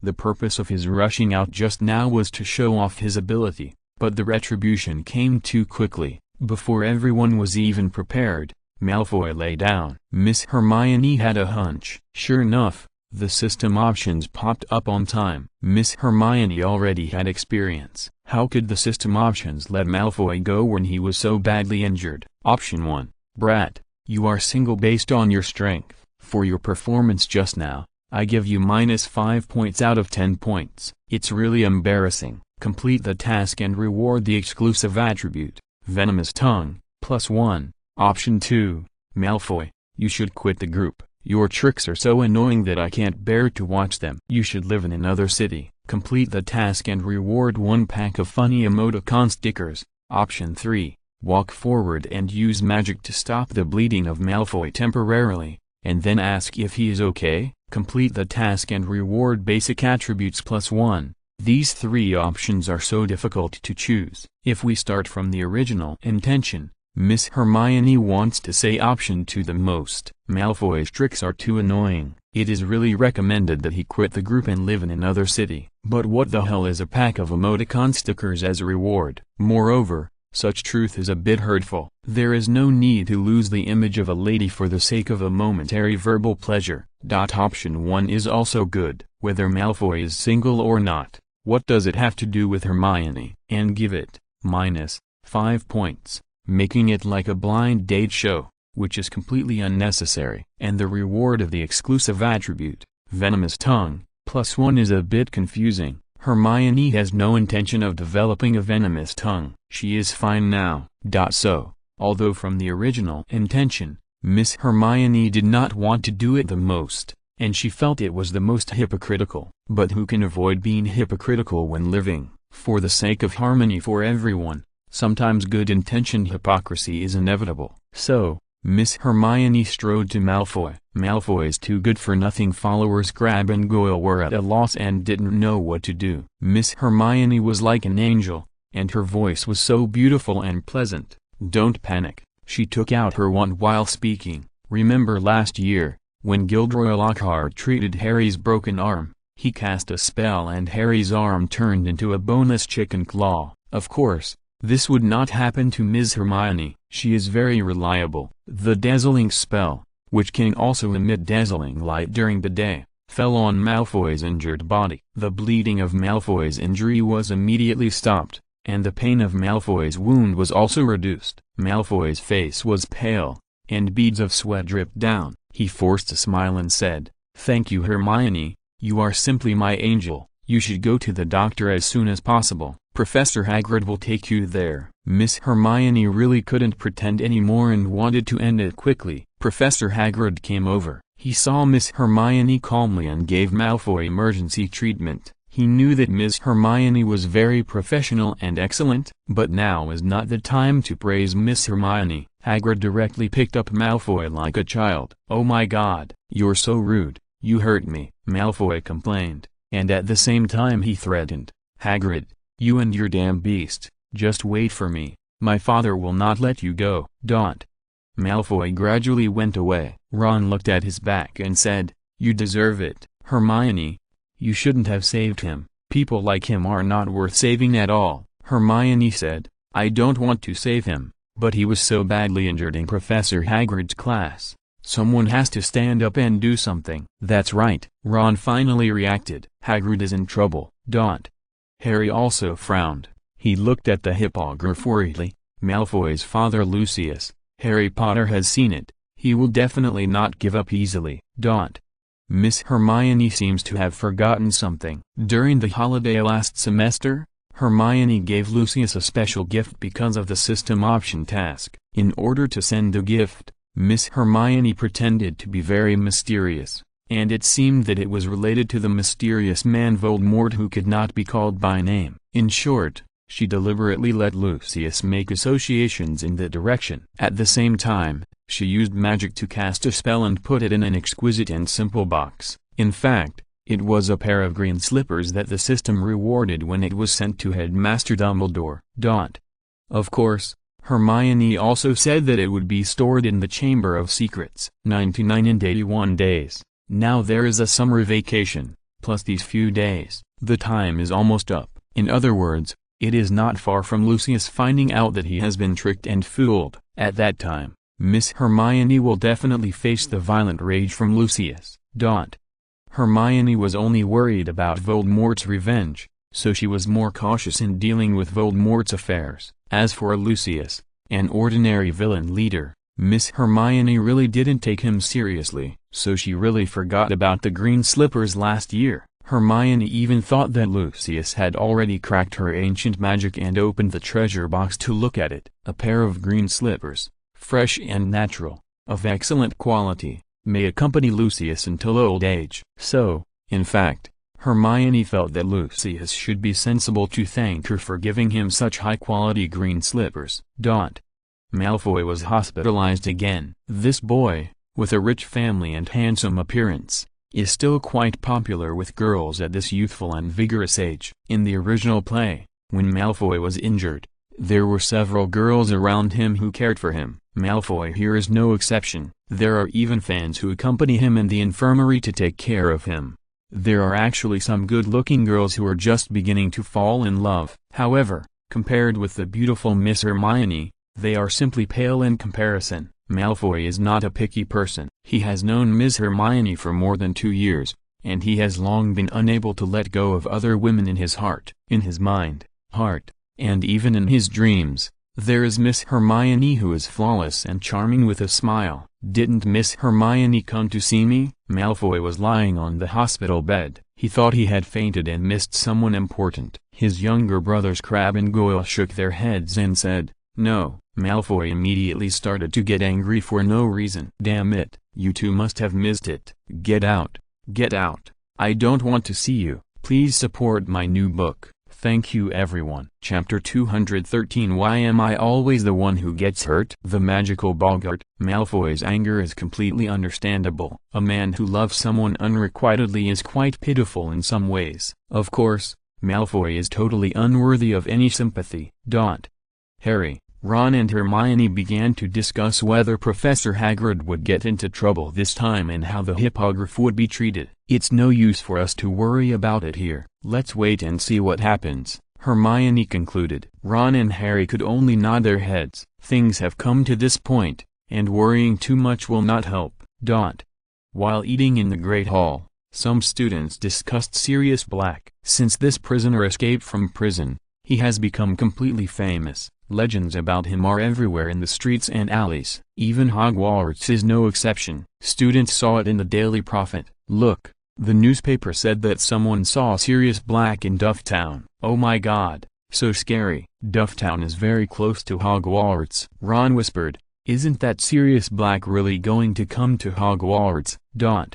Harry didn't say anything, but he knew that Sirius Black came to Hogwarts just to kill him. It just so happened that Harry also wanted to kill him to avenge his parents. Most people don't know that Harry already knows part of the story. It was Ron's father, old Weasley, who told Harry in the Leaky Cauldron. Of course, old Weasley didn't tell his son Ron about this kind of thing, which means that Ron doesn't know the secret of Sirius Black's escape from prison yet. Harry didn't say anything about this for fear that Ron and Hermione would worry. After all, Sirius Black's notoriety is quite cruel. Hermione didn't say anything either. She is usually a very quiet little beauty. If there is no special system option task, she is very ladylike.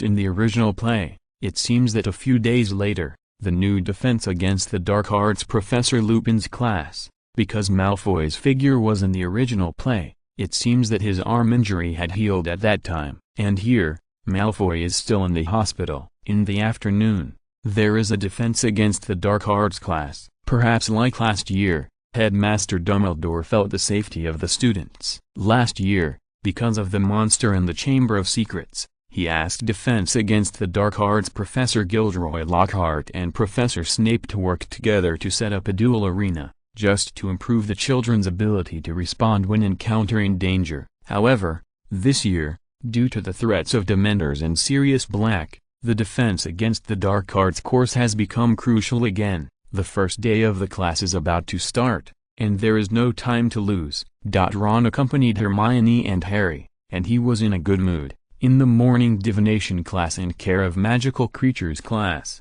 Miss Hermione was elusive, so Ron didn't have a chance to talk to Hermione properly. In the afternoon, we can finally have a familiar threesome. Guess how Professor Lupin will teach us defense against the dark arts? Ron was in high spirits. He looked at the beautiful Hermione beside him a few more times, and felt that he was about to be overjoyed. I don't know, but it must be meaningful. Harry believed in Professor Lupin because he had saved Harry on the train, which made Harry full of confidence in Professor Lupin's real ability. This year's Professor Lupin is definitely not the kind of person who seeks fame and reputation like Professor Gilderoy Lockhart last year. Ron was a little disappointed. Miss Hermione was too ladylike and didn't say anything.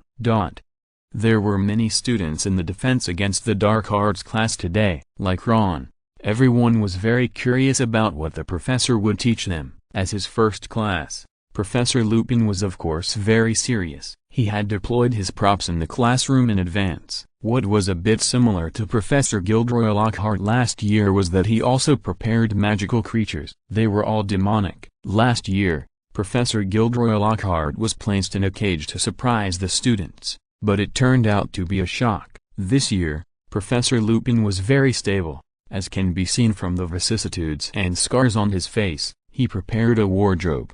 A large wardrobe as tall as a person. Guess what's in there? I think it might be food. You good for nothing. How can there be food in a Defense Against the Dark Arts class? I think it might be a pretty girl. TSK, you're so disgusting. What's in your head? Stay away from me. Some girls were disgusted. Most girls like boys who are romantic, but most of them also hate men with disgusting minds. Professor Lupin finally stood up and started talking. As teachers, they didn't seem to be nervous, except for Professor Quirrell, Voldemort's temporary Horcrux in the first year, who would be so nervous that he stuttered. The rest of the professors would not be nervous even if it was their first time teaching. Of course, Professor Quirrell was just pretending. Classmates, be quiet. In order not to waste everyone's precious time, I won't introduce myself solemnly. You can just call me Professor Lupin. Very direct. Compared to Professor Gilderoy Lockhart's extremely long self-introduction last year, the contrast was too obvious. Everyone, Come and see this wardrobe. There is a boggart sealed inside. Boggart is a magical creature in the magic world. It is a shape-shifting creature. It can see through your heart and turn into what you fear the most. Professor Lupin's lectures are very direct and straightforward, but don't worry. Today I will teach you how to deal with it. Everyone, recite Triddle Jewels with me. This is the Boggart repelling spell to deal with Boggart. The spell will turn Boggart into the most ridiculous shape you can imagine. Of course, the more people there are, the easier it is to deal with Boggart, because it doesn't know what it should become. Professor Lupin's lectures are very efficient, he said without dragging his feet. Now, students, start to line up consciously, one by one. Professor Lupin looked at the hope of the wizarding world, the three spirited guys Harry, Ron and Hermione. Of course Hermione can also be called spirited sister. Professor Lupin is not Professor Gilderoy Lockhart last year, and he certainly doesn't need to rely on Harry Potter's fame to increase his exposure. So Professor Lupin chose a student who seemed a little slow, and was also the most funny person in Hogwarts, Neville Longbottom. Neville, please come forward. Yes, your name is called. Don't be nervous. Neville felt as if there were 10,000 horses galloping in his heart. It's me again. Why is it always me who gets hurt? Neville seemed to have begun to accept his fate. Maybe he is the chosen one, and he always gets unlucky. Neville went up nervously, because Neville was always full of funny points. As soon as he came out, the students behind him couldn't help laughing. Everyone was looking forward to what would happen to Neville. After all, most of the wizard students present had never seen a boggart, and they were full of curiosity about this kind of creature that could transform. Professor Lupin patted Neville on the shoulder and smiled. Don't be nervous, Neville. Now tell me, who are you most afraid of in your heart? Chapter 214 Panda orders takeout. Bamboo shoots are here, Professor Snape, Neville answered nervously. Neville's answer was obviously unexpected, and Professor Lupin laughed on the spot. Professor Snape, yes, he is indeed a very serious person. The students present also laughed. Although Professor Lupin's image outside has nothing to do with being funny, this class, with a simple contact, made many students understand that Professor Lupin is a good person. Professor Lupin continued to guide Neville. Neville, tell me, besides Professor Snape, what else are you afraid of? My grandma. If I am alone with my grandma, I will also feel scared, because she always chatters. Professor Lupin interrupted Neville directly and said, Okay, Neville, I don't want to know about your grandma. If there are any psychological problems that need to be solved, you can talk to him privately. Professor Lupin won't mind if he has time. But now it is in class, and Professor Lupin is still mainly teaching knowledge. You can't confuse the primary and the secondary. Professor Lupin began to teach seriously. Now, Neville, you have to get ready. I'm going to release the boggart. Neville swallowed nervously and nodded. It's not the first time I've embarrassed myself. Neville comforted himself in his heart. Professor Lupin directly opened the wardrobe that looked a bit quaint and worn, and then the whole classroom felt a gust of cold wind. Before everyone could see clearly what ran out of the wardrobe, the boggart directly turned into the thing that Neville feared the most, Professor Snape. Oh my God! The students present all exclaimed. It's so similar. It feels like the real Professor Snape. He looks so serious. I'm starting to get scared. It seems that Neville is not the only student who is afraid of Professor Snape. The wonderful Professor Snape began to approach Neville, because the boggart turned into the most terrifying thing in Neville's heart. So the person that the boggart was about to scare was Neville. Neville couldn't help shaking his legs. At this time, Professor Lupin came behind Neville and gave him strong support. Neville, don't panic. The Professor Snape in front of you is fake. At this time, you have to start thinking about how to deal with it. The best way to deal with it is to imagine it as your grandmother. The funnier the better. Neville really got it. People with simple minds don't think about problems in a complicated way. My grandmother usually carries a red handbag. Professor Lupin immediately said, don't say it out loud. Use your head to think, and imagine that Professor Snape in front of you is wearing your grandmother's clothes. Let Professor Snape wear Neville's grandmother's clothes? Is this a distortion of human nature or a moral decline? It's like a panda ordering takeout, and the bamboo shoots are home. If Professor Snape was also there, I guess his poker face would be so angry that he would turn purple, especially in the next second. Neville succeeded. Professor Snape in front of him really put on the gorgeous clothes of the old grandmother in an instant, which was quite fashionable, with a female hat, a red bag, high heels and charming white gloves. Ha ha ha, ha ha, ha ha ha. All the students couldn't help but burst into laughter. In their impression, Professor Snape, who was serious and always lost his temper, was like a clown at this moment, dressed as a woman and appeared in public. The boggart disguised as Professor Snape seemed to feel the laughter of the crowd and felt very embarrassed. He kept retreating in embarrassment and finally hid in the closet. Good, good, well done, Neville. Professor Lupin also applauded Neville. Professor Snape lost his reputation, but Neville received applause for the first time. Almost all the students. There was no annoying Malfoy who liked to sing a different tune here, and most of the students were still very friendly. Although Neville was a little stupid, he did perform very well today, and indirectly made fun of Professor Snape, which was very gratifying. The students also applauded happily for Neville. When many students joined in the applause, our Miss Hermione behaved very abnormally. Because it was not surprising, it was an accident. Her system options popped up. Since it's already good, let's make it even better. Anyway, Professor Snape is here to be good. Damaged. Option 1. Quickly take out your phone and take a photo of Professor Snape being spoofed in public. Save it, and show it to the person involved later. Completing the task will reward you with a SLR digital camera. Option 2. In order to show my uniqueness, open your throat and laugh the loudest in the audience. Completing the task will reward you with a teddy puppy. Option 3. Use magic to make the Professor Snape in front of you wear a bikini swimsuit. Completing the task will reward you with a surfing skateboard. These 3 options are interesting. It's just that if Professor Snape is not good enough, give him a little more. Although options 2 and 3 are both damaged, there are differences. One is to highlight your own laughter, and the other is to show that Professor Snape still has room and limit for being spoofed. Of course, both options have risks. That is, you will be exposed. Of course, even if Professor Snape knew about it later, the brave Miss Hermione would not be afraid of his revenge. It's just that it's a bit of a bad image. You know, Miss Hermione is a lady. If she behaves like this in public, her image as a lady from a noble family will be shattered. So, Hermione thought about it and decided to do option 1. Take out your mobile phone to take a sneak shot. She was very familiar with this before she traveled through time. After all, don't panic when something happens. Take out your mobile phone and post it on WeChat Moments first. It's a routine operation. Hermione took out her mobile phone from the space ring. She had a power bank and a solar charger. At worst, she could charge it with magic, but there was no network. The mobile phone was a good one, the flagship Pro Max, and the memory was large, with 1 terabyte, which could store a lot of small movies and learning materials. At this moment, it was easy to save a video of Professor Snape being spoofed.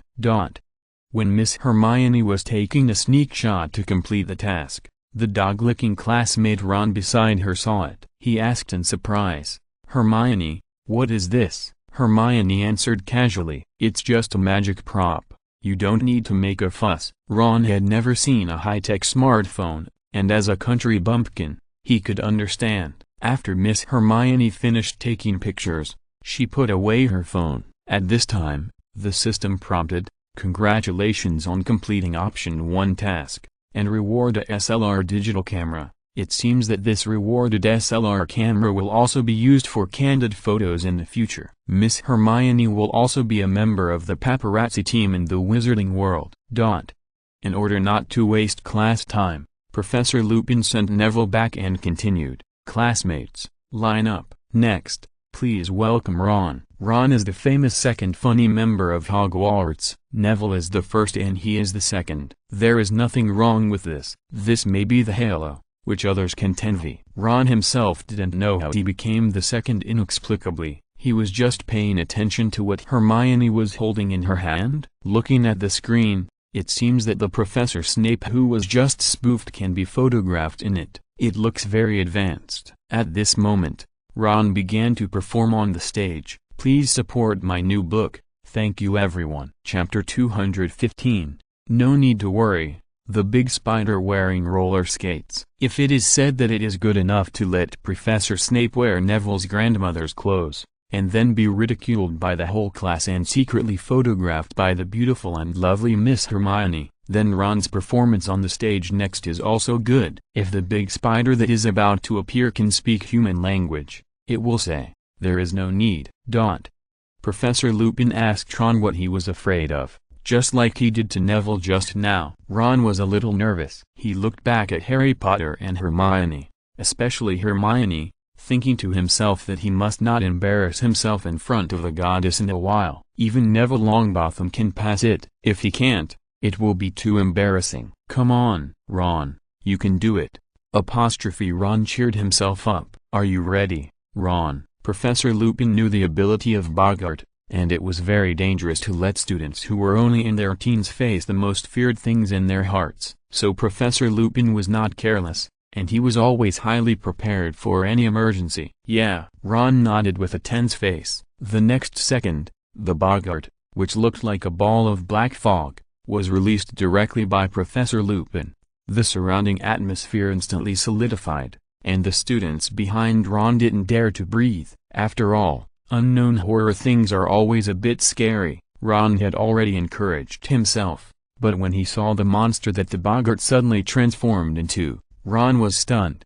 Big spider. What a big spider! Ron was very afraid of spiders last year. The spiders all over the mountains in the dark forest, and the sound of spider claws touching people's scalps, were simply Ron's nightmares for several sleepless nights. At this moment, the Boggart directly became the most terrifying monster in Ron's heart. Not only that, it was also extremely huge, taller than a human, as big as an elephant. Looking at this big spider, he still had to look up. Professor Lupin saw Ron's fear at a glance. Even though it was his first day as a teacher, he was clearly well prepared. He immediately said to Ron, who seemed to be about to break down, "Ron, don't be nervous. Just imagine the big spider in the funniest way possible." Hermione on the side understood. Professor Lupin's class was very vivid. Everyone has the most fearful thing in their heart. If we want to overcome it, we must be funny and put happiness on the most fearful thing.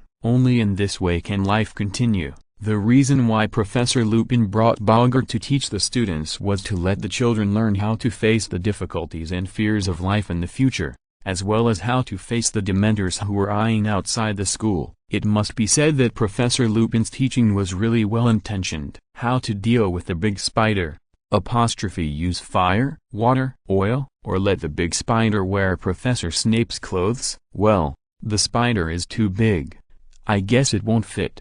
That's right. Got it. Ron had an idea, and he immediately thought of something. That's right, roller skates. As long as the big spider can't stand, then it won't be so scary. In the magic world, imagination is really a very interesting thing. For example, Ron's imagination now makes his difficulties funny. I saw that the big spider, which was very oppressive and scary just now, suddenly had roller skates on several long claws, and each spider had a roller skate on its feet. Then the scene was very funny. The big spider couldn't stand steadily at all, even if it had many feet, but the ground was super slippery, and it ended up like a big spider dancing ballet. Not only Ron was no longer afraid, but the classmates behind him also laughed as if they were watching a circus performance. Miss Hermione was worried that the system options would pop up suddenly. Fortunately, Ron and the big spider didn't have much face, and there was no system pop-up window. Hermione was also happy and free. As expected, there was no performance of her in the original play, and there should be no performance here. But what you fear will come true. Miss Granger, it's your turn. Professor Lupin began to call. The students around looked over instantly. Ron and Harry were both encouraging Hermione. The students present were very curious. The most beautiful girl in the school, and the most beautiful female wizard in Hogwarts for more than 1,000 years, what exactly would she fear in her heart? That's not necessary, right? Why me, director? I want to finish filming. I don't want to act anymore. Miss Hermione didn't want to face her inner fears, and she didn't want her secrets, the things she feared, to be made public. You could say she was hypocritical or that she was good at disguising herself. In short, she didn't want to expose herself, even if it was just the things she feared in her heart. So Miss Hermione raised her most beautiful little hand. She was going to give up, even if she used the excuse that she had her period or was not feeling well. She was unwilling to stand up. But Miss Hermione miscalculated after all. It was reasonable, but unexpected. The system option pop-up window came. Option 1. Be brave. It's just facing the things you fear in your heart. There is nothing to be afraid of. Come on, Elijah. Completing the task will reward you with basic attribute +1. Option 2. Report to the teacher. I want to fight 10. 1 boggart is not enough. Give me 10. I want to face 10 of the things that I fear the most at the same time. Completing the task will reward you with exclusive attribute, brave, +1. Option 3. Professor, 10 are not enough. Give me 100. Completing the task will reward you with a Brave Bull gold trophy. Miss Hermione's face suddenly turned black.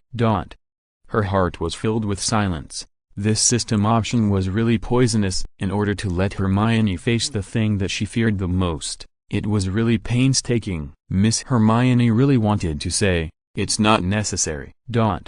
Miss Hermione's heart was full of ups and downs, and the waves were turbulent. But the outside audience didn't know. Professor Lupin asked kindly, "Miss Granger, are you ready?" Hermione took a deep breath. Even though she was a fairy who had experienced many storms, it was impossible for her to not be nervous at this moment. But she had to go even if she was nervous. Options 2 and 3 were already so pitfalls. What could she do? When fate overwhelmed her, she could only choose to lie down. "I'm ready." Professor Lupin nodded. To be honest, Professor Lupin was also looking forward to it. What was the most fearful thing about this most beautiful girl he had ever seen in his life? Generally, the more beautiful a girl is, the more she cares about her appearance and age. Getting old and ugly should be the thing that every girl fears the most. Professor Lupin rarely had a little expectation. Although Professor Lupin had just come to Hogwarts to teach this year and was not very familiar with Miss Hermione Granger,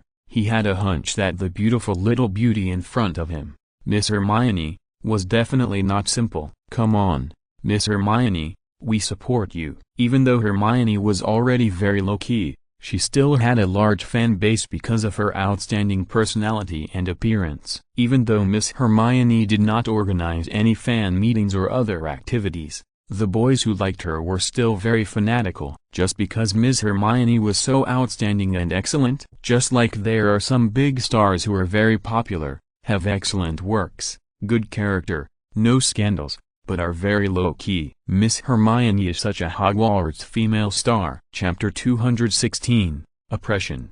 Hermione's greatest fear. If the mirror of Erased from the previous year could reflect what people desire most, like a beautiful dream, enough to silence Harry Potter, then the boggart monster brought by Professor Lupin this year can transform what people fear most. In the original play, Miss Hermione did not have a role, so there was no scene for her. Here, the system option thoughtfully made up for Miss Hermione.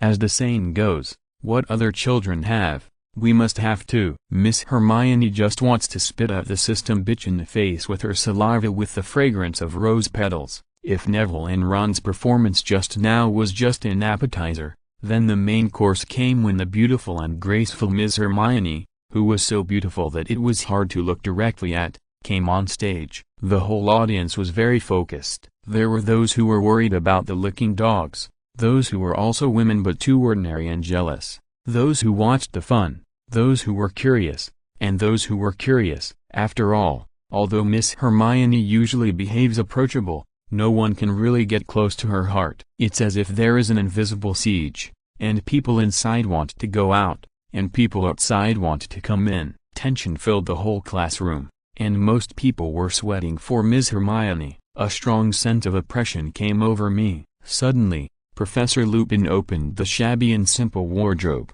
and a monster that was so thick that it couldn't be dissolved rushed out. This monster seemed to have emotions. It was just teased by Neville and Ron, which made it very unhappy. Next, it wanted to turn the tables.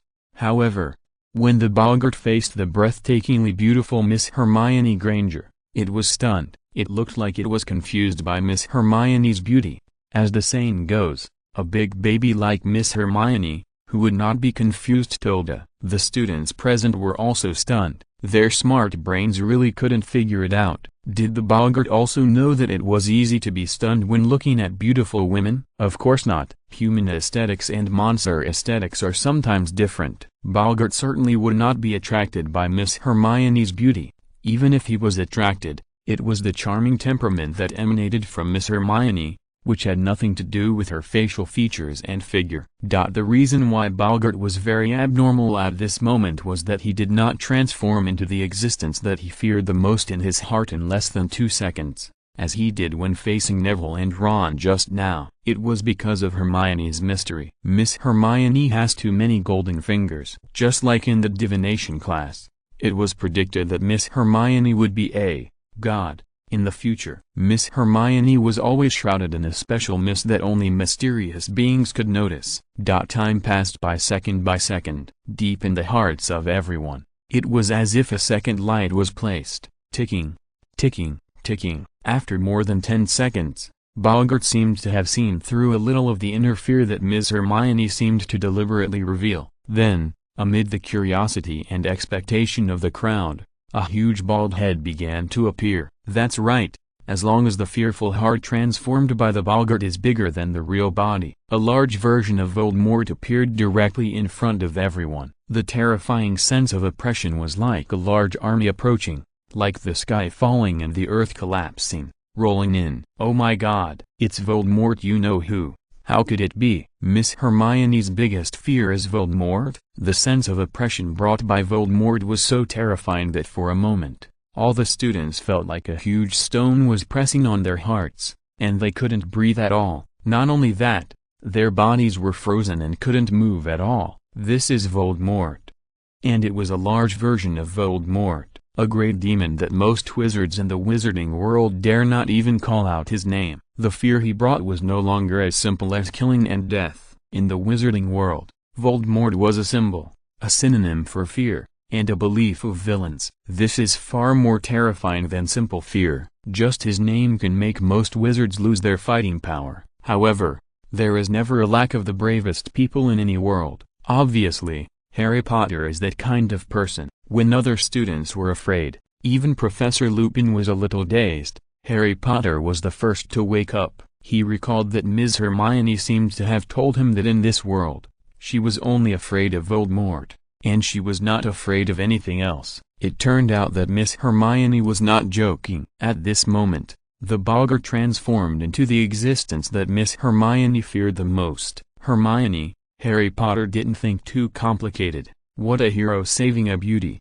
what throwing himself into her arms, what to pledge his love, etc. He didn't think about it at all. At this moment, he just wanted to rush over to protect Hermione, and stand with her to fight against the big devil, against Harry Potter's enemies. However, something that surprised everyone present happened again. Harry Potter's body hasn't rushed over yet. Professor Lupin hasn't reminded Miss Hermione how to turn the scary things into funny things. The boggart actually began to change by itself. Miss Hermione didn't move at all. She seemed to be frightened by the large version of Voldemort in front of her, and it seemed to arouse her second personality, indifference and disdain. Boggart thus peeped into the deeper secrets of Miss Hermione's heart. So, it turns out that Miss Hermione's fear of Voldemort is just an appearance. Boggart made a mistake, so it automatically began to change, from Voldemort to the real fear in Miss Hermione's heart. Even the boggart itself didn't know what it was. Dark, deep, starry sky. Unknown. All the students were stunned. They didn't know what it was, but they felt that the space they were in seemed to have changed. They saw that the Voldemort in front of them directly changed into a vast universe. That's right, it was a universe. Ron was stunned. Harry was also stunned. Professor Lupin was even more dazed and confused. Universe? What Miss Hermione Granger really feared in her heart was the universe. What is there to be afraid of in the universe? No. Could it be that the universe and the starry sky are Miss Hermione's way to resolve her fear? Who says that you have to use comedy to resolve your fear? If you are afraid of Voldemort, It seems that it is also a good idea to think about the endless starry sky. Just when everyone was relieved and felt that Miss Hermione had successfully completed the performance, suddenly, something was wrong. Miss Hermione's state was not right. Her body was shaking, as if she saw something extremely terrifying in the depths of the vast universe. It seemed to be a fear from the depths of her soul, as if it had not been changed or forgotten for thousands of reincarnations. What's wrong with Hermione? What's going on? Wait, I feel so cold. I'm so cold too. It seems. I can't describe it. Oh my God, what is that? I saw an extremely terrifying black hole in the depths of the universe where the boggart was transformed. There seemed to be an invisible ghost claw in the black hole. It was the devil's claw, which created the twilight of the gods, the Big Bang. It instantly filled the entire head. The terrifying atmosphere and sense of oppression made every student present break out in cold sweat. It was so terrifying. The universe was destroyed,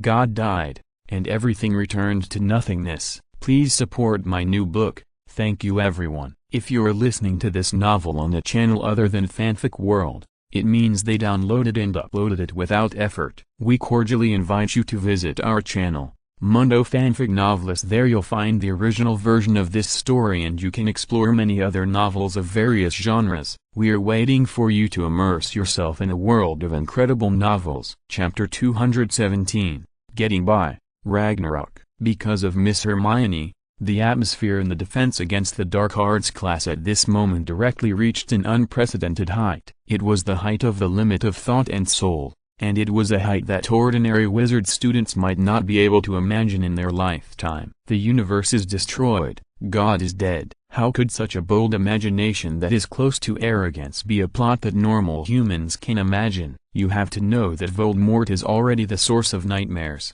not to mention things outside the universe.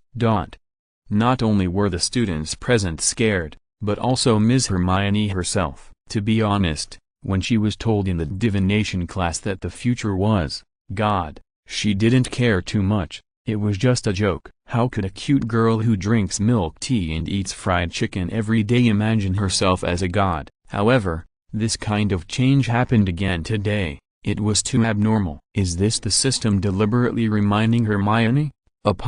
She is not an ordinary traverser, but a reincarnated traverser with the mission of God? Isn't this too tacky? Congratulations on completing the option 1 task. Reward basic attribute +1. This voice still sounds more real. Miss Hermione is a down-to-earth person. She will talk about the future later. It is good enough to do the present things well. Boggart was ultimately unable to fully show the fear of Hermione's soul reincarnation. The Ragnarok was not something it could perfectly restore, so it immediately turned into a balloon and hid in the closet. The next second, the whole place was of course inevitably silent. All the wizard students almost collectively looked towards Miss Hermione. The light outside the window shone on her perfect golden ratio figure. Her crystal face was so beautiful. She was like a fairy in mythology and should not appear in the human world. In the end, Professor Lupin coughed. As a professor, he certainly could not be as surprised as his classmates. He had to say something. Miss Granger,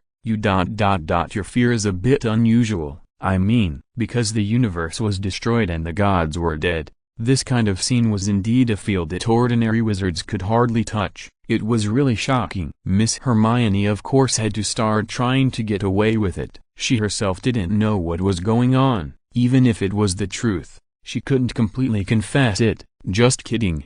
This secret was too scary. Miss Hermione smiled adorably, and said in a cute way, I don't know why this happened. It may have something to do with the fact that I read too many books. Hermione pointed her white finger at her brain and explained reluctantly, I have read too many things, as well as ancient legends, the Ragnarok of the gods, and I have a deep fear of the universe. Maybe the boggart just read these, so he acted out those broken fragments like a movie. This answer is still very good and well-founded. Most of the wizard students present also agreed with Miss Hermione's statement. After all, it is difficult to find a more reasonable explanation besides this. It can't be that Ms. Hermione is really a descendant of the gods. Professor Lupin agreed to let Hermione go down. What a wonderful imagination. Even the boggart hid in fear. Professor Lupin was considering whether to end the class today, but seeing that Harry Potter, Professor Lupin still wanted to continue. Professor Lupin also wanted to know what Harry was afraid of.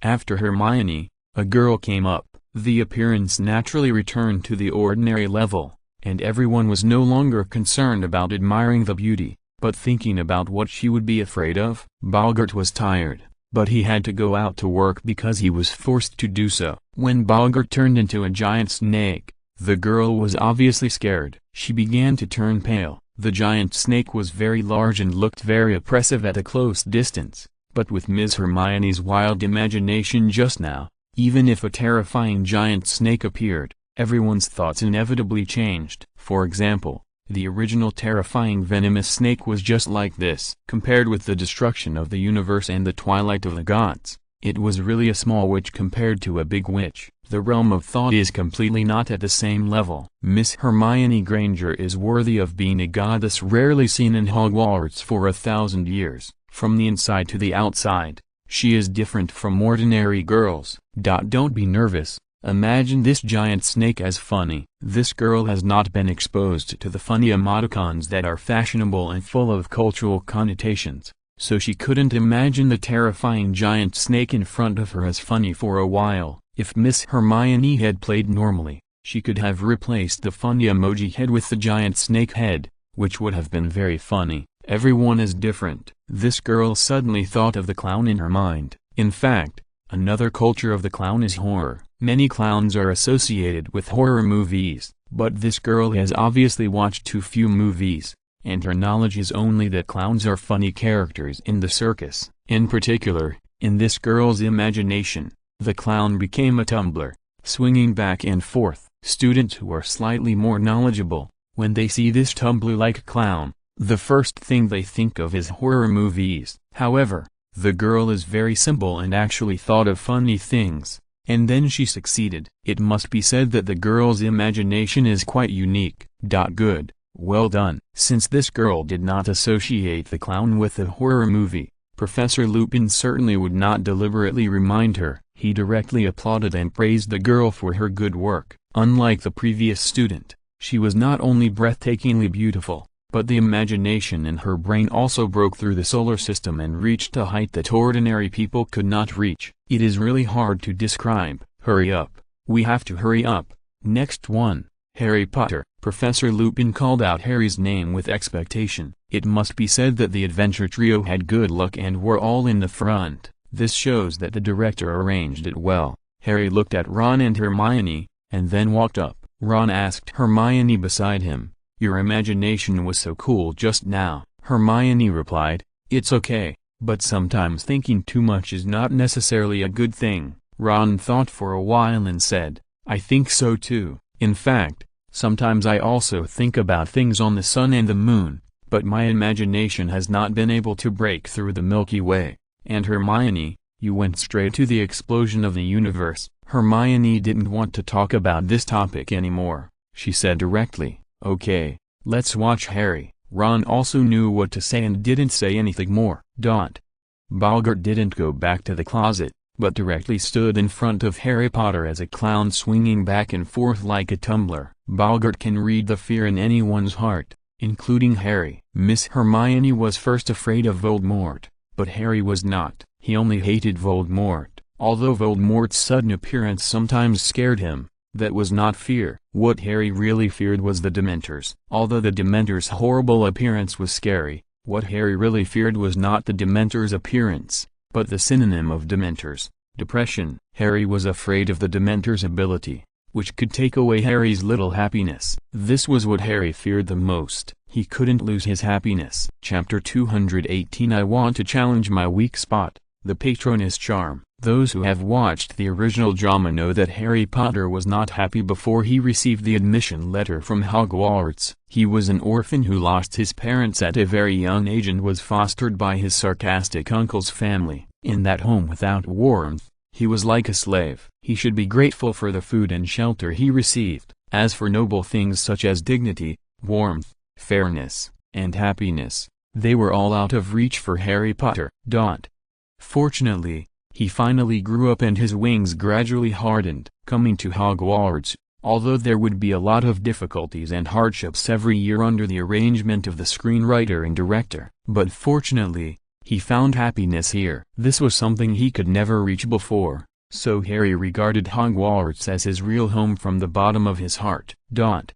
Even if he met Voldemort, Harry would not be afraid of him, but facing the Dementors, Harry had no choice. The Dementors were his weak spot. And now, Harry was challenging his weak spot. Harry was very smart. He had seen the performances of so many classmates just now, and he would probably guess what his inner fear was. For a poor child like Harry Potter, it is very difficult to protect a piece of happiness from being taken away by Dementors. Because depression is everywhere, as long as the misfortune brought by life and fate comes, Dementors will spread wildly and surround people, pressing them to be unable to breathe. It seems that there will be no happiness in the darkness. Harry, are you ready? Professor Lupin asked. Harry nodded. I want to challenge my weakness.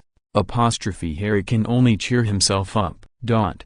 However, the reason why the weakness is a weakness is that it is very weak and it is almost difficult for normal people to overcome it. I saw that the clown tumbler that was swaying back and forth just now suddenly turned into a terrifying Dementor. The depression breath of the Dementor made the temperature around it begin to drop sharply, which was very scary. The challenge failed. This boggart is like a real Dementor. Obviously, the boggart is also into the play. It forgot its identity and got excited. It thought it had seen through the fear deep in Harry's heart and turned into a Dementor. It is a real Dementor. It actually took the initiative to attack Harry, as if it was the instinct of the Dementors. As long as it saw Harry, it would absorb the little happiness left in his body. The Dementors came fiercely, and Harry Potter was not prepared. Boggart had become something that students feared before, but it would not take the initiative to attack. Even Miss Hermione's unrealistic fear was just a performance by Boggart, but Harry Potter was special after all. The Dementors that Boggart turned into attacked without saying a word. This is too much. If Harry was frightened and fainted, wouldn't Professor Lupin's first class be like Hagrid's first class? And there would be an accident. Fortunately, Professor Lupin had been prepared. He immediately took out his wand and appeared in front of Harry almost like a flash. From this detail, it can be seen that although Professor Lupin looks vicissitudes and thin, he actually has strong explosive power in his body muscles. They are all details. Patronus charm. Professor Lupin's heart surged with an unyielding and strong will to survive, which is composed of happiness and the desire for life. Only this can drive away depression, and it is very effective. The Patronus charm is like a ray of light in the endless and thick darkness. It is not a gentle light, because gentle light cannot defeat depression. It is a strong, dazzling, eager, and resolute light, a light that is so bright that any dark and negative emotions cannot open their eyes. It instantly burst out from the front of the wand in Professor Lupin's hand. Even if it is a real Dementor, it will be dispelled instantly, not to mention a fake one. But the boggart is also very strong. When it was repelled, it did not forget to discuss Professor Lupin. That's right, because Professor Lupin rushed in front of Harry Potter. So at the end, the boggart directly illuminated the most terrifying thing in Professor Lupin's heart, a full moon in the night sky. Many students did not understand what this meant. Only Miss Hermione understood. A trace of sympathy arose in her heart. Professor Lupin is as pitiful as Harry Potter. If Harry's misfortune is caused by acquired fate, then Professor Lupin's misfortune is innate. If there is no Voldemort, Harry should be happier than Malfoy. But Professor Lupin is different. He is destined to have a rough and unfortunate life from his bloodline. There are thousands of sorrows in the world. Nothing is more tragic than this.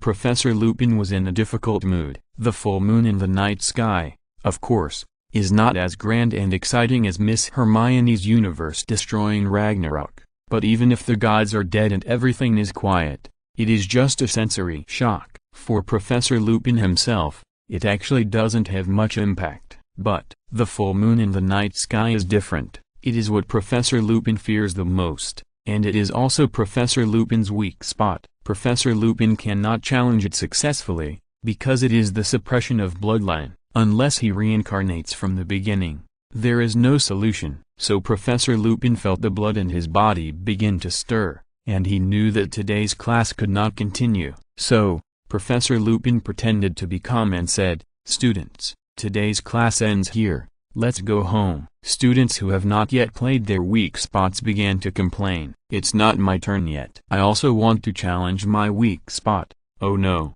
it's fear," Professor Lupin comforted. Okay, next time, there will definitely be a chance." In the end, everyone was dispersed. Only Miss Hermione was left. Actually, she left, but she came back. She didn't use the time converter, because that thing can't split. She can only go back to the past. For example, back to the time when she faced the Boggart. Without the system option task, Miss Hermione doesn't need to go back to the past. Even if she changes something, it doesn't make much sense. If Hermione adjusts the time converter to 10 minutes, Hermione can indeed go back to 10 minutes ago, and it seems that there are two Hermiones. But in fact, as long as 10 minutes have passed, there will be only one Hermione, and these 10 minutes are the time Hermione has experienced. Therefore, in order to complete the task that the system suddenly pops up, Miss Hermione has no way to use the time converter, unless it is half an hour later. The system option task allows Hermione to return to Professor Lupin's class to complete the task, in which case the time converter will be useful, and only the time converter can do it. Option 1. Stay and help Professor Lupin successfully transform into a werewolf, and catch a lazy sheep for Professor Lupin to eat. Completing the task will reward you with a test tube of werewolf blood. Option 2. Talk to Professor Lupin about life ideals, the universe, and the origin of species. Completing the task will reward you with a doctoral hat. Option 3. Give Professor Lupin a meaningful gift. Completing the task will reward you with a snack package. There is no doubt that Miss Hermione stayed because of this task. I wonder what the werewolf blood in option 1 is used for? Could it be possible to cause genetic mutation and become a werewolf by injecting it into the body? Although werewolves are powerful, the werewolves in the wizarding world are too miserable, and Hermione doesn't want it. Besides, she felt that it might just be a test tube of ordinary werewolf blood, and its only value was to be made into blood tofu and used in hot pot to make ma oksu wang. Please support my new book. Thank you everyone. Chapter 219. I dried up the silence, and the fat lady disappeared. Option 2. Hermione didn't want to chat either. As a normal person, she has a desire to share, but it's unnecessary to chat with Professor Lupin. Talking about life, ideals, and the origin of species is even more unnecessary. So there seem to be 3 options, but in fact there is only one option. "Miss Granger, what can you do for me?" Professor Lupin looked at Miss Hermione, who stayed with curiosity. She was graceful and beautiful, as if she had walked out of a mural. "Can't you stay and chat if you have nothing to do?" Hermione directly took out a meaningful gift and wrapped it in a beautiful box. Of course, it was no longer a spoof green hat. Hermione had a lot of ideas in her mind, so she naturally didn't only have the green hat as a meaningful joke. "What is this?" Professor Lupin was very surprised because the gift looked like takeout. Hermione said, "Teacher, your class today is very meaningful. In order to express my gratitude for your good intentions, I'll give you a small gift. It's not a sign of respect." Professor Lupin took it and smelled it. "Is there food in it?" Hermione nodded. "Teacher, you can wait until I leave before opening it and taking a look." "Okay." Professor Lupin did not refuse the gift. If it was not particularly expensive, it would be difficult for the teacher to refuse the child's kindness. "Congratulations on completing option 3 task, and reward is snack gift pack." Hermione completed the task and was satisfied.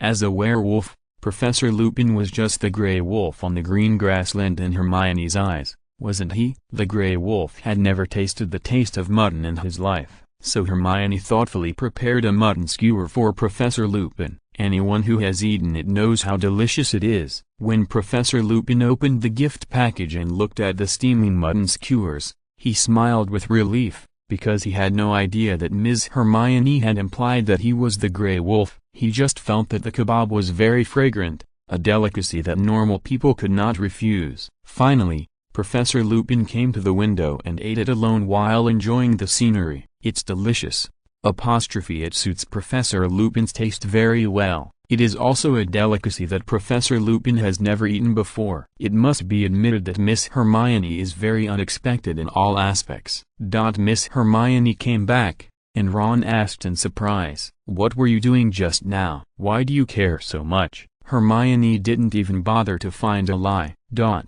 Ron was helpless. He was indeed a bit nosy. Harry asked, "Hermione, just now in the classroom, when you faced the Boggart, were you really worried about the destruction of the universe in your heart?" Hermione explained. "Yes. If the universe is destroyed, wouldn't it be too terrible? It's late, I have to go back to rest. See you tomorrow." Hermione didn't want to discuss this topic, because she didn't know what was going on. She suspected that all this was just a spoof of the system. If Miss Hermione overinterpreted it, it would fall into clichés.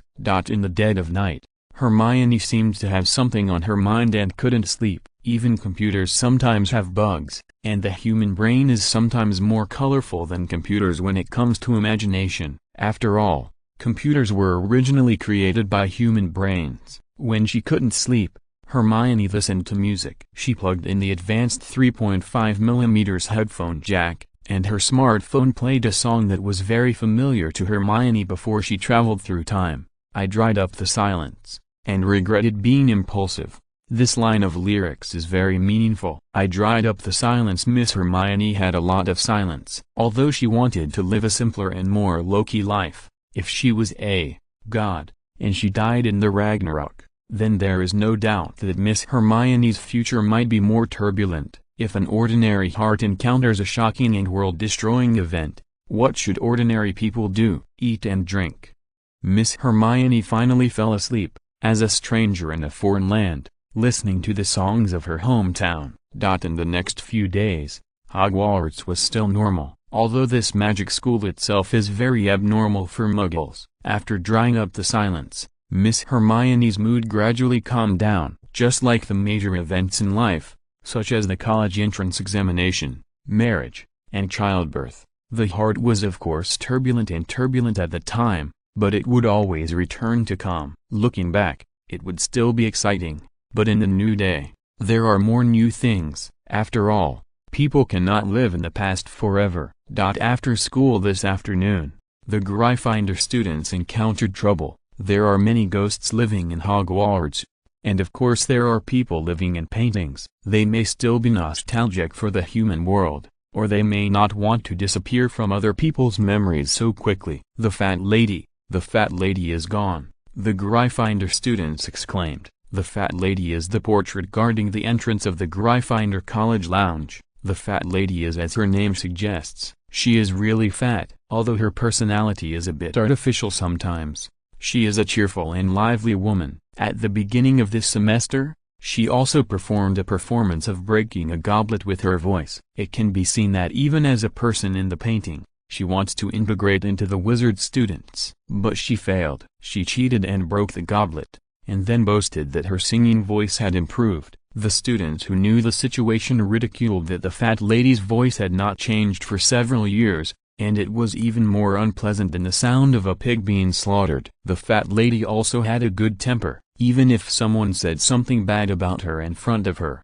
she would not get angry. She was very conscientious. No one was allowed to enter without a pass. But today, not only did the fat lady in the painting disappear, but the huge portrait where she often stayed was also maliciously damaged. 3 sharp cracks like a knife cut appeared on the canvas. Many people in the portraits surround expressed their concerns about the fat lady's experience. There were old people, young people, animals, and even women holding children and feeding them in the portraits, which was very interesting. The atmosphere of life was very strong.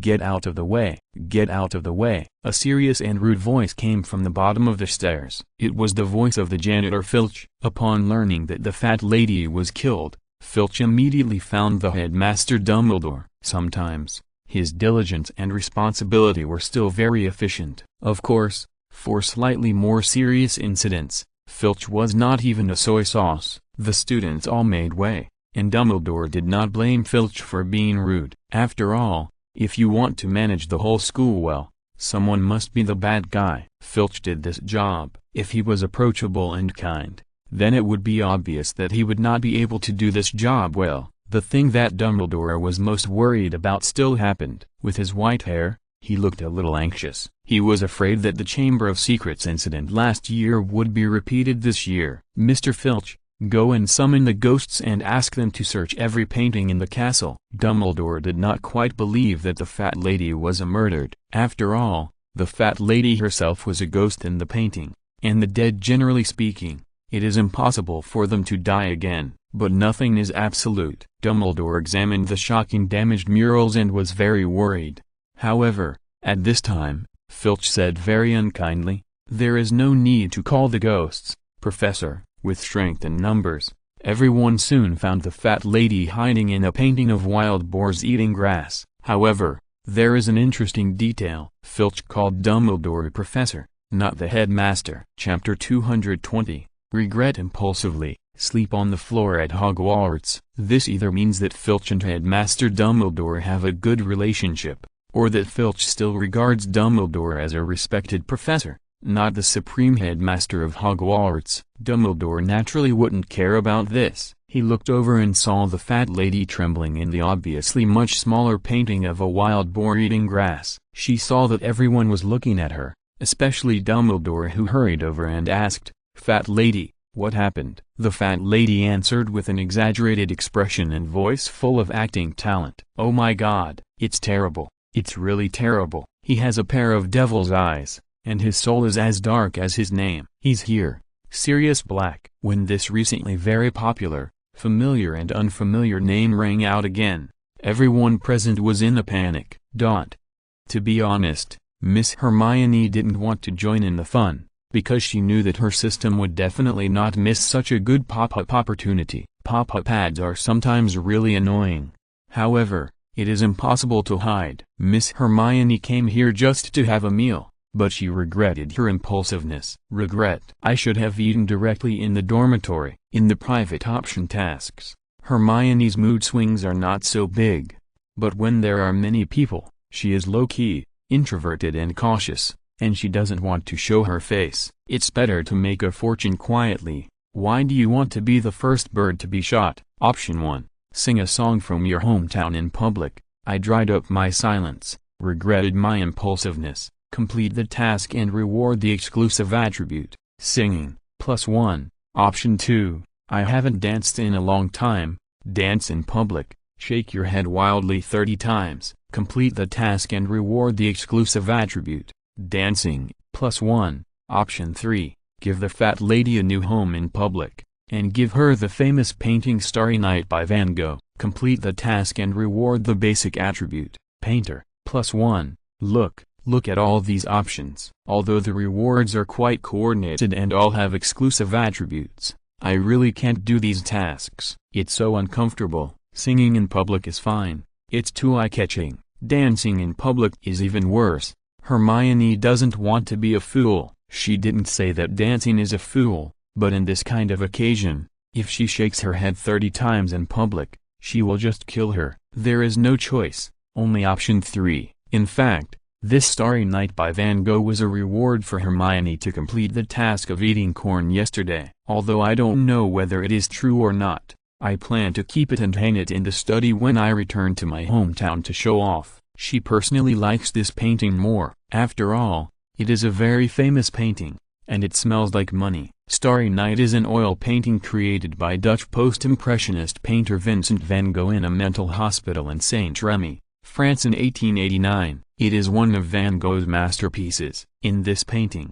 Van Gogh used exaggerated techniques to vividly depict the starry sky full of movement and change. The whole picture was swallowed by a turbulent blue-green torrent. The rotating, restless and curling nebulae made the night sky extremely active. The unrealistic scene reflected Van Gogh's restless emotions and crazy world of illusion. There was also a strange town under the twisted and restless starry sky, which looked like a ghost movie. There is no doubt that this painting is very consistent with the atmosphere of Hogwarts School of Witchcraft and Wizardry in the Wizarding World. In order not to attract attention and make a fool of herself in public, Miss Hermione had to give up the painting reluctantly, The original is in the Museum of Modern Art in New York. Perhaps, the one in her hand is a high-quality imitation. Miss Hermione could only comfort herself in this way. When Miss Hermione was thinking about her choice, the whole Hogwarts began to boil. Because of Sirius Black, from the fat lady's mouth, we can learn such a terrible news that Sirius Black has invaded Hogwarts School of Witchcraft and Wizardry. Sure enough, all the most terrifying beings in the wizarding world will come to the Hogwarts Internet Celebrity Place to punch in. If you don't come here to punch in and take a souvenir, you are not worthy of being an Internet Celebrity Devil. Headmaster Dumbledore did not dare to neglect it and immediately sent people to search inside the Hogwarts castle and lock the gate of Hogwarts. There is no doubt that Sirius Black could successfully sneak in, and it is naturally impossible to be caught so easily. However, this matter has nothing to do with the beautiful Miss Hermione for the time being. In order to complete the task, she could only bite the bullet and walk forward. Because everyone was discussing Sirius Black, no one paid special attention to Miss Hermione. Of course, Miss Hermione's licking dogs all noticed their goddess. The licking dogs were curious. What was the goddess who had always been low-key doing at this time? No one thought that Miss Hermione went up to sing and dance. Fat lady, Miss Granger. The fat lady was still very impressed with Miss Hermione, the most beautiful witch in Hogwarts for 1,000 years. After all, people who look good are more popular everywhere. Normal people like beautiful things. Fat lady, you're home. Your original painting was damaged by Sirius Black, which is a pity. I have a painting here, take a look and see if you like it. The fat lady was very surprised. Although she knew that Ms. Hermione had a good reputation in Hogwarts, she didn't expect her to be so kind. Thank you for your kindness, Ms. Granger. There are still many paintings in the Hogwarts warehouse. I can just pick one. The fat lady thanked Miss Hermione for her kindness, but she really didn't need it. Hogwarts has existed for thousands of years, and there are countless paintings in the warehouse. The fat lady didn't think that Miss Hermione would take out a painting she wanted. However, when Hermione took out the classic painting Starry Night by Van Gogh, the fat lady was stunned. She opened her mouth and it seemed that it took a while for her to say what was shocking in her heart. This, I like this painting so much. The artistic atmosphere is strong, the style is weird, and the environment is vast. The fat lady really can't find any flaws in this painting. Perhaps the only shortcoming is that she feels that she is not worthy of this painting. Thank you so much, Ms. Granger. The fat lady was very excited. She couldn't wait to enter this famous painting and admire her new home. Miss Granger, you gave me such a good painting. I have no way to repay you. I can only sing a song for you. Hermione waved her hand quickly. No, the fat lady, please open the door for me when you see me in the future. The fat lady was a bit of a social bully. She sang very badly and liked to sing for others. Miss Hermione didn't want to give something away and then have to endure the magic sound. Congratulations on completing the Option 3 task. Reward exclusive attribute, Painter, +1. Hermione did not stay any longer after completing the task, and left quickly. She was worried that if she stayed for one more second, the system option would do something weird again. On the way back to the dormitory, Miss Hermione counted the attribute rewards given by the exclusive attribute. Gentleness +1, Soul +1, Optimism +1, Teasing +1, Good Person +1, Painter +1. These are the attributes that Miss Hermione usually puts on the attributes she wants when she gets basic attribute points. Even though the low-key attribute seems to be useless, she likes it, so she puts some points on it. As for these exclusive attributes, there is no way to choose. Hermione may not add precious basic attribute points to these in the future, but it is better to have them than not. Please support my new book. Thank you everyone. Chapter 221, Prosperity is like 3,000 east-flowing rivers. The hopping willow is bold. Time passes. Things are unpredictable. Life is long and bitter. Prosperity is like 3,000 east-flowing waters, and the moon outside the window has fallen asleep. Many students at Hogwarts have to sleep on the floor because Sirius Black hurt the fat lady, causing panic in the entire Hogwarts. I don't know which little bastard suggested that the students gather in the Great Hall. It's time to have a beauty sleep. Now students can only sleep on the floor here, which is quite spectacular from a distance. The long wolf howl, combined with the Dementors guarding the outside of Hogwarts, makes the dark castle unusually full of mysterious atmosphere. The beautiful Miss Hermione, who has high-quality requirements for life, certainly doesn't want to sleep on the floor, but all the students in the school do this, and she can't be unique, which is really embarrassing. She is thinking about whether to use the time converter to go back to the past to sleep. I searched the astronomy tower and the owl habitat, but found nothing. We checked the cellar, too, nothing else in the castle. People who inspected the castle came back one after another to report to Headmaster Dumbledore. Dumbledore's facial expression was calm, as if he had guessed this result long ago. He won't stay forever. At this time, Professor Snape, who had a more prominent role this year, still came to Headmaster Dumbledore with a serious poker face, as if he was complaining. I was strongly opposed to letting Professor Lupin enter Hogwarts to teach defense against the dark arts. Headmaster Dumbledore guessed what Professor Snape was going to say, and he retorted, "I have never doubted Professor Lupin. He is a good teacher who teaches students with his heart." Professor Snape hesitated, but in the end he didn't say much. As the dean of a branch, he debated with the most respected headmaster of Hogwarts, and the result was predictable. Saying more would only bring humiliation upon himself. Professor Snape simply changed the subject. "Where's Potter? Do we need to warn him?" Professor Snape and all the professors at Hogwarts thought that Harry Potter didn't know about it. Little did they know that Ron's father, old Weasley, had already informed on Harry Potter in the Leaky Cauldron. Dumbledore looked at Harry Potter sleeping on the floor. In the movie, the scene of all the students sleeping on the floor was spectacular, but there were not many details. It was as if everyone was under a spell. In the last second, they were still surprised that the fat lady was attacked by Sirius Black, and in the next second, they all lay on the floor without any movement. Even if there were naughty students here, they were all honest in front of the professors who were here, even if they closed their eyes and pretended to sleep. Let him sleep now. In his dreams, we will enter a world that belongs entirely to him. Let him swim in the deepest ocean or glide on the highest clouds. As expected of the principal, his literary talent is really amazing. Professor Snape couldn't help but recall the running under the sunset that year. That was my lost youth. I was probably sick. I couldn't sleep anyway. I sat up and lit a cigarette. This sadness had no reason. Looking sadly at the two pillows at the head of the bed, one was mine. The other was also mine. In fact, I was strongly opposed to Mr. Dumbledore's withdrawal from the literary world.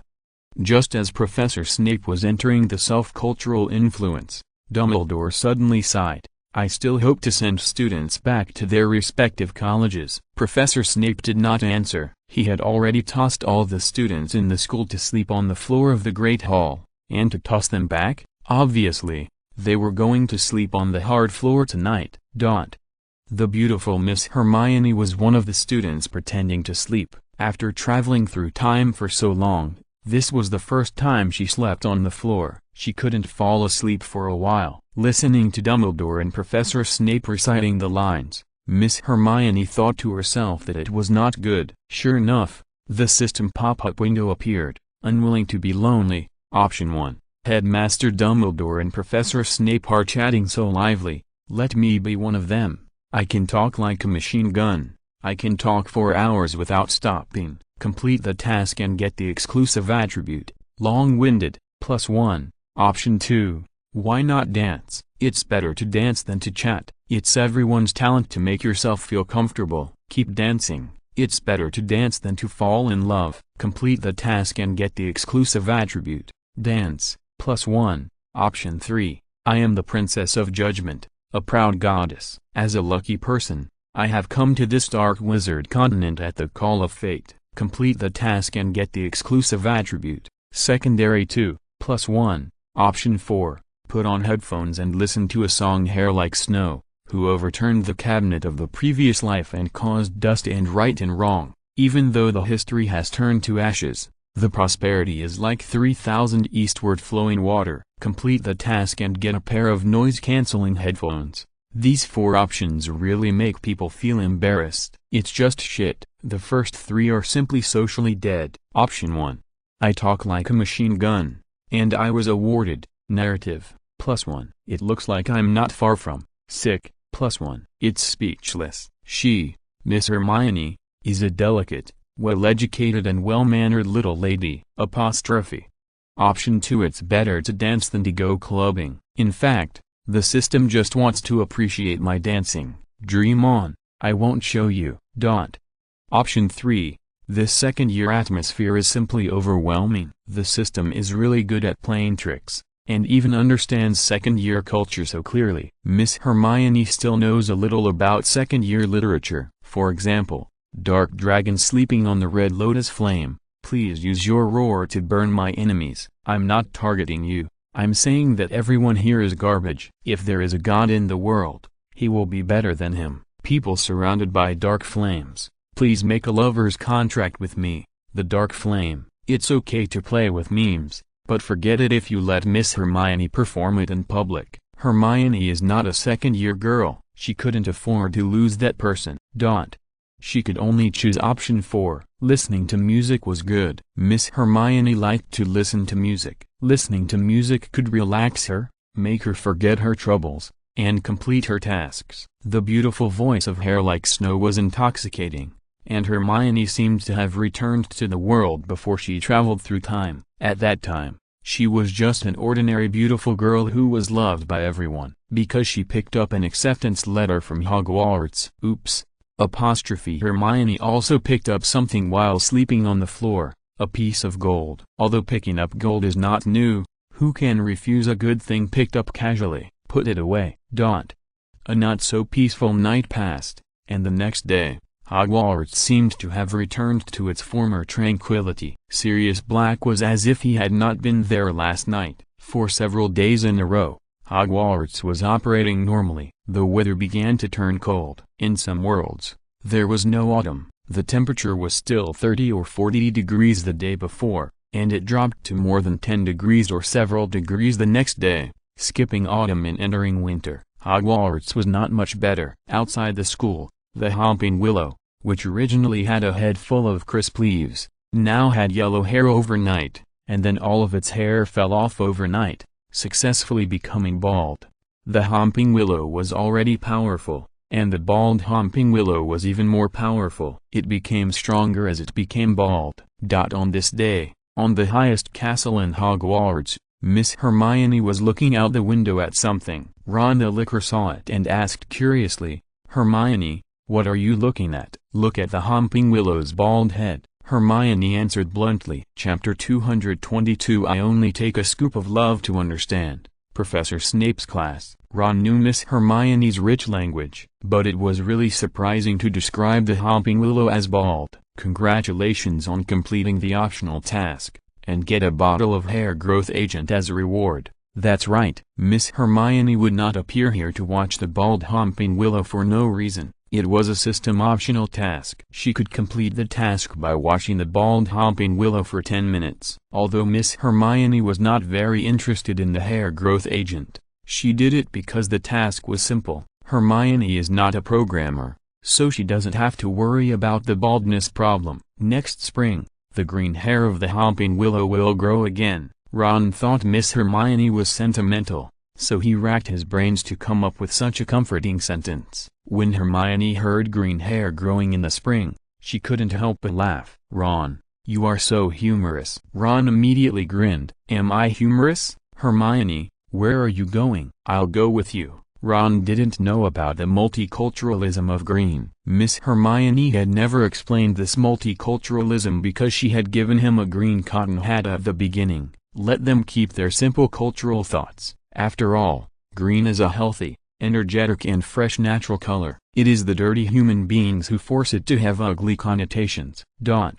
Maybe she has listened to too many classic old songs recently. When Miss Hermione is in a good mood, she can't help but hum songs. "Your hair is as beautiful as snow, and it is sad to say goodbye. I only take a scoop of love to understand." Hermione's voice is beautiful and pleasant. Even if it is just a simple humming, it is enough to linger in the air, like the sound of nature.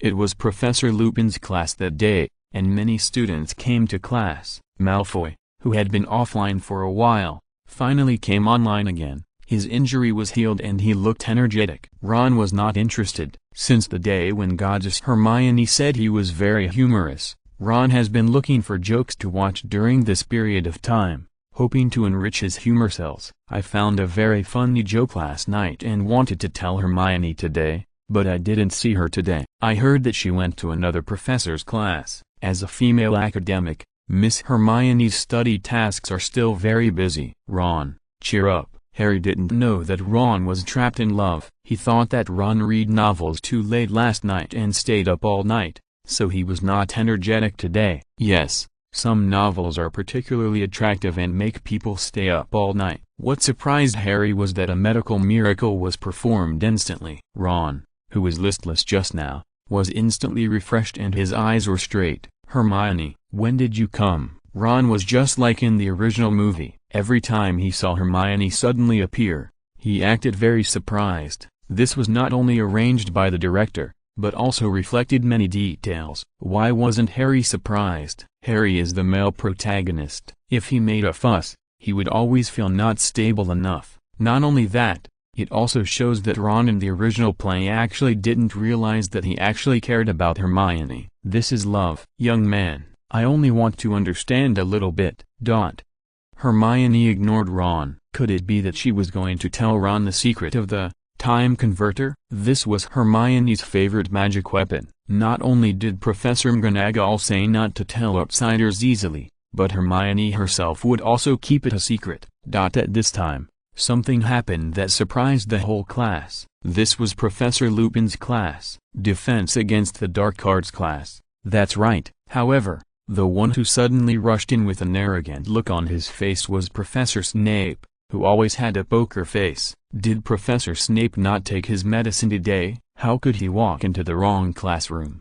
Some students who were dissatisfied with Professor Snape complained in their hearts, because this part of the students had a headache when they saw Professor Snape, and there was no medicine to cure it. But Professor Snape raised his wand, and his movements were skillful and a little bit angry, and he cast magic on the curtains around him. The curtains had a good light-blocking effect, and the whole classroom was dark in an instant. Professor Snape seemed reluctant to come to class. After all, there was no overtime pay, and it was a class he hated. Professor Snape came with emotions. If anyone didn't read his expression and contradicted him, the consequences would be terrible, because Professor Snape didn't give face to anyone most of the time. Obviously, in the original play, Miss Hermione Granger was the one who didn't read her expression. She took the initiative to stand up and speak, but was not praised, but ridiculed, and also deducted 5 points from Gryffindor. Of course,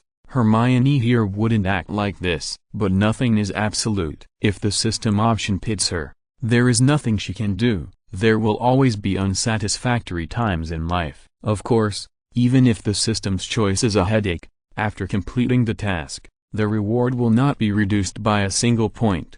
Professor Snape is indeed an experienced professor. Even though he came to substitute today, his behavior is very skillful. After closing the curtains, Professor Snape has come to the podium. Without saying anything, he pulled down the white curtain of the slide. It must be said that Hogwarts is still keeping up with the trend of the Muggle world in terms of teaching. Such an advanced teaching equipment can be used to watch movies. Miss Hermione and the audience also had a lot of ideas. If the Harry Potter series of movies were played in the Hogwarts Defense Against the Dark Arts class at this time, the effect would definitely be very exciting. Turn to page 394. Professor Snape said in a very serious tone, as if everyone present owed me money. Harry dared to fight against evil forces. He stood up and asked, "Where is Professor Lupin?" "This is his class." Professor Snape seemed to know Harry Potter's character, and was not surprised that he would be so bold. "This is not your concern,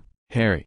Your Professor Lupin, he is in poor health and cannot come to teach." How could this happen? Harry was a little worried, but at this time, he could only choose to sit down. "Damn it." A dialog box popped up in front of Ms. Hermione. She knew that where Professor Snape appeared, the system options would not be silent for too long. Option 1. Tell Professor Snape, Professor Lupin is not a physical education teacher. Why is he in poor health? Complete the task and I will be rewarded with a super bravery medal. Option 2. Professor Snape, you can't do it. Come down and sit in my seat. I will tell you. I want to tell you the story of the little duck. Complete the task and you will be rewarded with a copy of children's fairy tales. Option 3. Give Professor Snape 2 grenades with the safety rings removed, and tell him that the power of thermal weapons should not be underestimated. Complete the task and you will be rewarded with a random military equipment. It seems that the story of the Queen of Arms is far from over. Either she blows up the school for no reason, or she shakes her head and dances regardless of the occasion. I have to say that the taste of this system option is so high that it makes people look up to it. None of these 3 options are good. With Miss Hermione's ruthlessness, it is better to directly choose 3 and let Professor Snape go offline completely. In the future, without him in Hogwarts, the system option pop-up window can be directly reduced by half. Forget it. Still have to be calm. No innocent people can be harmed. The power of 2 grenades is too great. Don't mess around. Option 3 is not okay, and option 2 is too funny. Let Professor Snape come down. But you go up to tell the story of the duckling, Donald Duck, the ugly duckling, or the duck going to Beijing to take the imperial examination.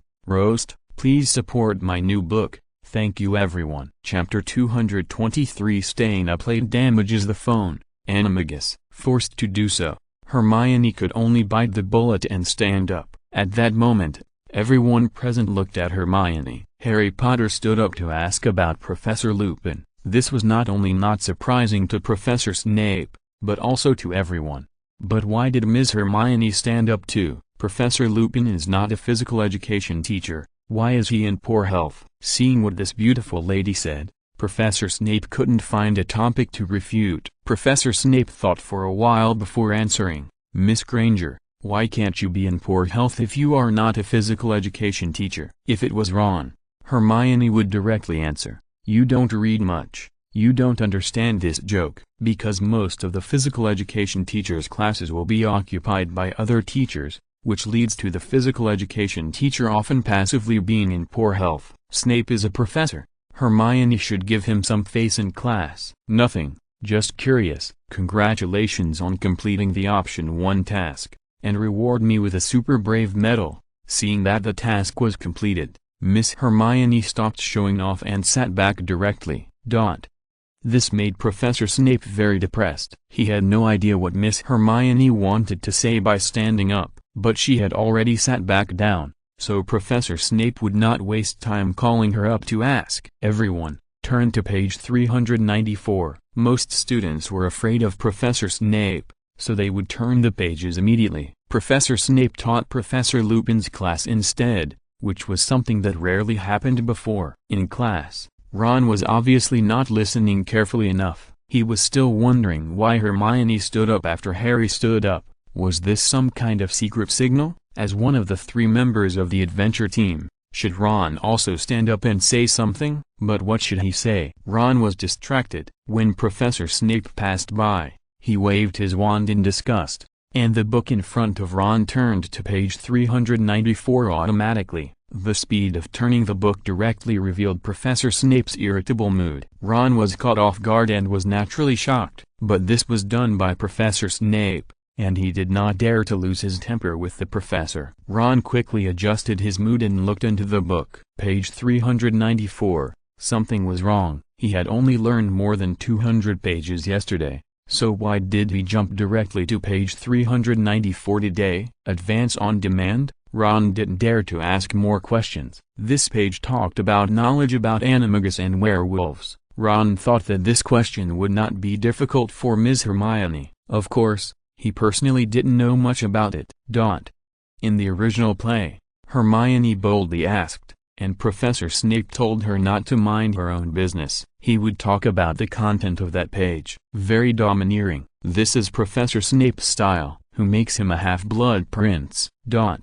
Professor Snape came to the podium. His routine action was to hold his robe in his arms with one hand. This action made him look a little afraid of the cold. Miss Hermione has an air conditioner. If it is installed in the classroom and powered on, It will not be cold. I want to ask you, do you know the difference between animagus and werewolf? Miss Hermione Granger, who loves to show off in the original series, raised her hand, but was ignored by Professor Snape. In the original series, Professor Snape and Malfoy seemed to hate the Muggle-born Miss Hermione. Malfoy fell at the feet of Miss Hermione, and although Professor Snape had no feelings for Miss Hermione, he would not hate her to the extent that he did in the original series. Of course, Hermione here is more sensible. People who are low-key and do not fight or compete will always be liked by most people. Of course, Hermione here will not raise her hand to speak, but the system is restless, so the situation is another matter. Option 1.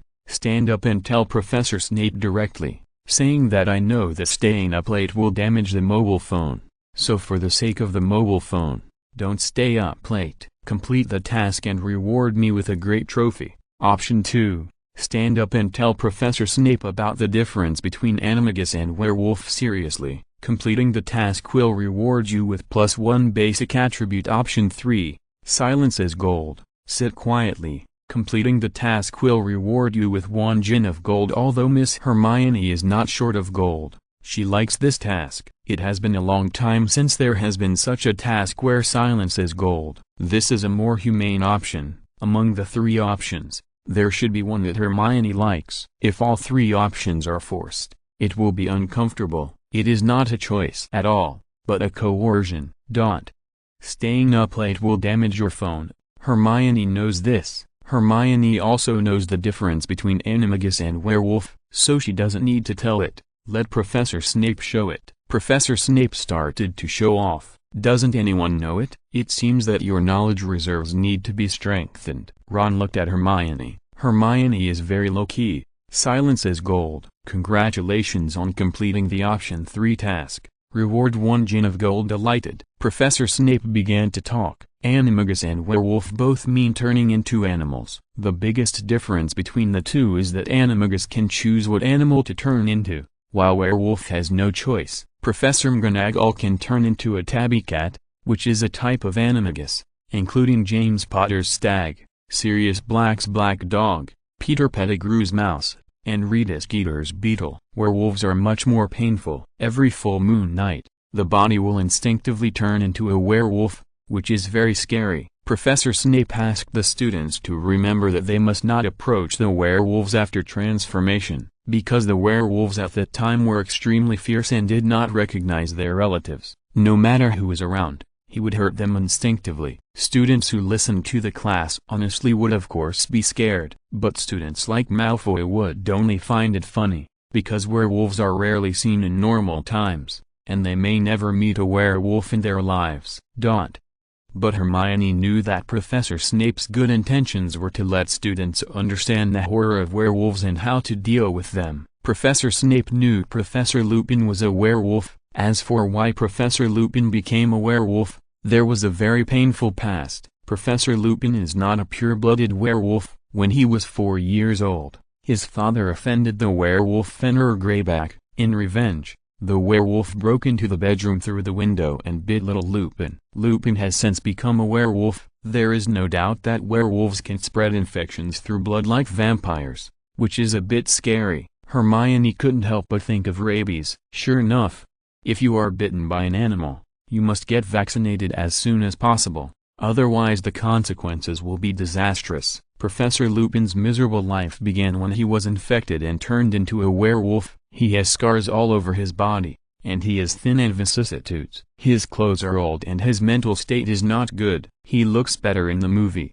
but the actual situation is even worse. Ordinary people will damage their mobile phones if they stay up late. Not to mention that the upside-down and cruel life of werewolves after being forced to become beasts is simply a torture for ordinary people. Ordinary people can enjoy flowers, the moon, and the fragrance of autumn, but Professor Lupin basically has no way to enjoy the moon in this life. So, in his first class at Hogwarts, Balgert transformed into the inner being he feared the most, which was the moon, which was so beautiful to ordinary people. If you're listening to this novel on a channel other than Fanfic World, it means they downloaded and uploaded it without effort. We cordially invite you to visit our channel, Mundo Fanfic Novelist. There you'll find the original version of this story, and you can explore many other novels of various genres. We are waiting for you to immerse yourself in a world of incredible novels. Chapter 224, Masters vs. Quidditch. Professor Snape is as attentive as a domineering president. On the one hand,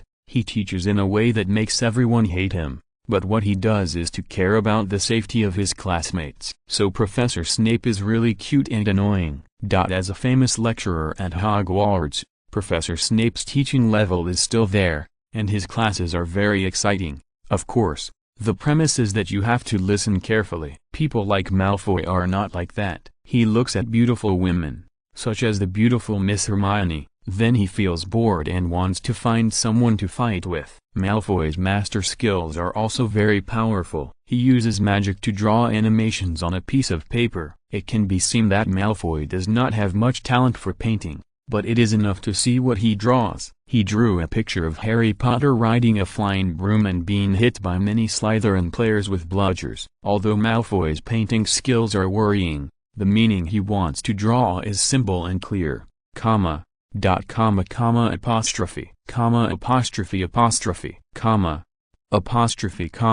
apostrophe, apostrophe, exclamation mark, apostrophe, After watching, Ron was very angry and said, "Damn it, this Malfoy is too arrogant. How dare he?" A defeated opponent. In the previous two Quidditch games, the Slytherin team had never won against the Gryffindor team, but this Malfoy dared to be so arrogant and provocative. He was simply asking for his own death. When Ron was angry, Harry looked back and asked, "Where's Hermione?" "Yes, Miss Hermione disappeared again." Ron looked around and said helplessly, "Didn't you notice, Harry? Hermione is more mysterious this year. She always appears suddenly and then disappears strangely." Harry found a reason for Miss Hermione. She may have something to do and left early. Hermione came here using a time converter. When the time came, she disappeared naturally. This is normal. With the existence of this artifact, Miss Hermione almost signed up for all the courses in Hogwarts this year. There is no way. She is a good girl who loves learning. Time flies, and the master battle that Malfoy expected finally came. The match between the Slytherin team and the Gryffindor team finally began. Quidditch is the most lively game in Hogwarts. The children here have not played video games yet. Quidditch is their only recreational sports game. Malfoy also cares about this sport, but today the weather is not good. There is a storm and heavy rain, and the sky is full of dark clouds, like a doomsday scene. In theory, such bad weather would never allow intense sports events in the Muggle world. But Hogwarts is different. The sportsmanship of not stopping in the wind and rain is amazing. Almost unanimously passed. The Quidditch game will be held today, without any postponement. There are also many students and teachers watching, and most of them don't even have umbrellas and watch the game in the rain. Miss Hermione's system option allows Hermione to replace Harry Potter in the game, and use a submachine gun to shoot all the people on the Slytherin team. Such an exciting option. Miss Hermione said that it's good to just watch it. She chose to come to watch the game with the red umbrella, which was also a task choice. It attracted attention, but it was much better than replacing Harry Potter. The dark clouds today were really low. Standing on the high viewing platform, it seemed that she could touch the dark clouds with just a stretch of her hand. After completing the task, Hermione changed to an ordinary umbrella. The umbrella covered her stunning face, but it did not attract too many people's attention. Harry's game officially started, and Malfoy also came on the court. He wanted to stop Harry, but he had no chance. The rain was too heavy, and the cold slapped on the face, making it difficult to tell east from west and south from north. Sure enough, in such a bad game environment, it was almost inevitable that the players would be injured. There were constantly team members falling from midair and being seriously injured. The infirmary staff who had been waiting for the injured quickly carried the injured away. Even though it was so dangerous, it still could not extinguish the enthusiasm of the spectators. Hermione yawned. Recently, she had been studying hard with the time converter, and she was always sleepy and tired. Fortunately, she did learn a lot of knowledge, which made Hermione's efforts and hard work worthwhile. In the storm, the Quidditch game began to enter a white-hot stage. Harry, wearing rain goggles, quickly found the naughty golden snitch. This little thing is a cheating artifact. As long as he caught it, he could immediately end the game and get 150 points. As a professional seeker of Gryffindor for more than 2 years, Harry immediately drove his flying broom, which he had already mastered, and quickly attacked towards the golden snitch. Rain and bad weather could not stop that eager heart. The Slytherin team also found it and chased after it immediately. Malfoy didn't know where he ran away. In the heavy rain, no one noticed him. Harry didn't care. Even if Malfoy had written him a love letter in class, it was time for the game now, and Harry should not be distracted. The golden snitch seemed to be out of revenge. Thinking of the past 2 years, it has been constantly caught by Harry Potter as the male protagonist. It really damaged its reputation as a golden snitch. So the golden snitch changed its previous flight path and flew straight up to the top of the dark clouds. Although Harry felt the danger, he naturally couldn't give up at this time. He also changed his sitting position, holding the flying broom and flying up to the sky with the golden snitch. The cold icy rain hit his face randomly, but Harry was not afraid. Finally, when he flew high enough, the Slytherin team member found that his eye mask began to freeze. He was immediately scared and stopped and started to go back and forth. But Harry was skilled and brave. The wooden handle of his flying broom was frozen, but he was not afraid at all and continued to chase the golden snitch. And this year's golden snitch seemed to have agreed with the Dementors. The golden snitch was responsible for seduction, and the Dementors were responsible for ambush. The Dementors had no way to deal with Sirius Black, but they were very good at dealing with their own people. The Dementors were originally sent to protect the students of Hogwarts, especially to protect Harry Potter, because everyone agreed that Sirius Black's target was Harry Potter. But the Dementors were not satisfied with attacking Harry once on the train. Today, they teamed up with the Golden Snitch to lead Harry Potter alone to the highest point of the competition field. There were dark clouds below, which could perfectly cover up the Dementors' subsequent crimes. Please support my new book. Thank you everyone. Chapter 225 Landing 98K. The Cunning Dementor. Even though Harry was plotted by the Cunning Dementors, and even though the temperature in the sky was extremely low, Harry was still not afraid. He drove his flying broom and flexibly shuttled in the cold sky. However, there were too many Dementors. Even though Harry moved flexibly, he was eventually caught by the most cunning Dementor and sucked directly from the front. Harry instantly felt that the little happiness in his body disappeared. It was so painful that Harry fell directly from a high altitude. At the critical moment when he was about to fall to the ground and die, Miss Hermione's system options immediately popped up. Option 1. Landing 98K. The moment Harry Potter landed, give him a 98K, so that Harry can be invincible, killing gods and Buddhas. Complete the task and reward 1 box of 98K exclusive bullets. Option 2.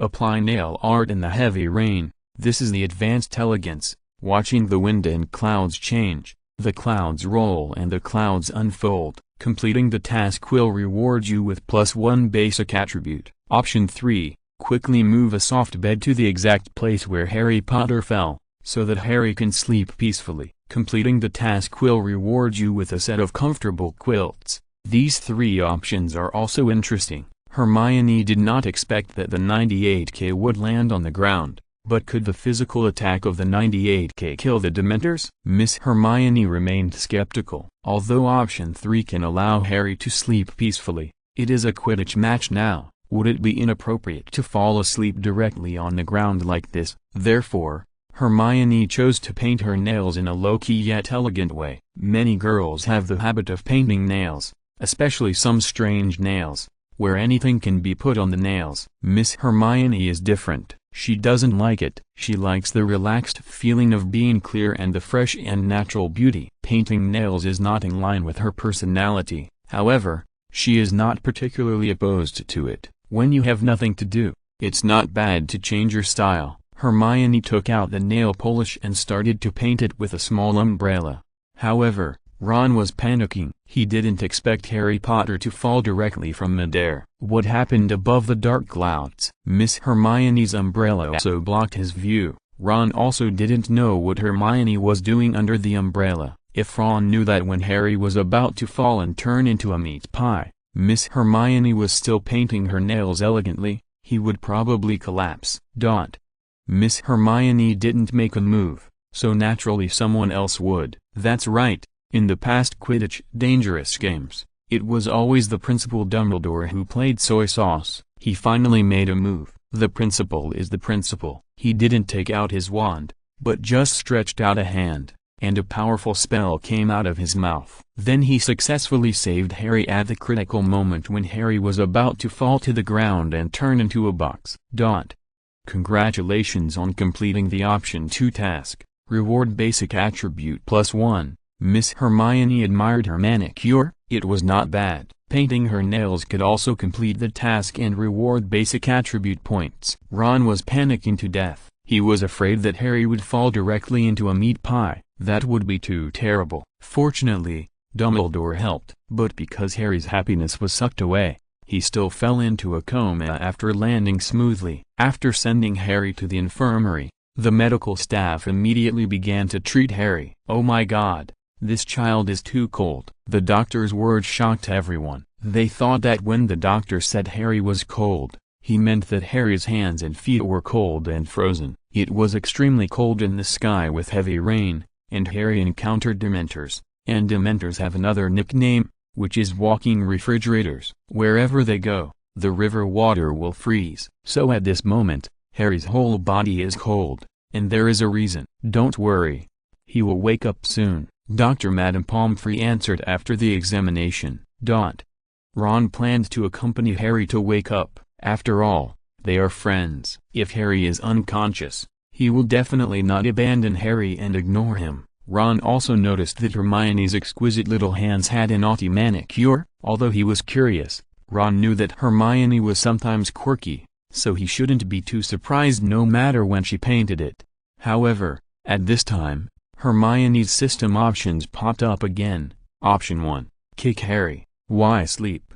Get up and dance. 3 circles to the left and 3 circles to the right. Twist your neck and butt. Complete the task and you will be rewarded with +1 basic attribute point. Option 2. Take Ron to the Homping Willow and bring back the wreckage of Harry's flying broom that has been beaten to pieces. Complete the task and you will be rewarded with a pure gold good guy card. Option 3. Put a brand new 98K at the head of Harry's bed, so that he can take this weapon to seek revenge on the Dementors when he wakes up. Complete the task and you will be rewarded with a carbine. There is no doubt that the rewards for options 1 and 3 are somewhat valuable, but the difficulty of the task is really a headache. It seems that it is not difficult to kick Harry, and it is not difficult to dance 3 circles to the left and 3 circles to the right. Miss Hermione just can't afford to lose face. Option 3 can replenish her ammunition depot of the Queen of Arms, but as a witch, she doesn't want to reveal the secret that she carries hot weapons with her for the time being.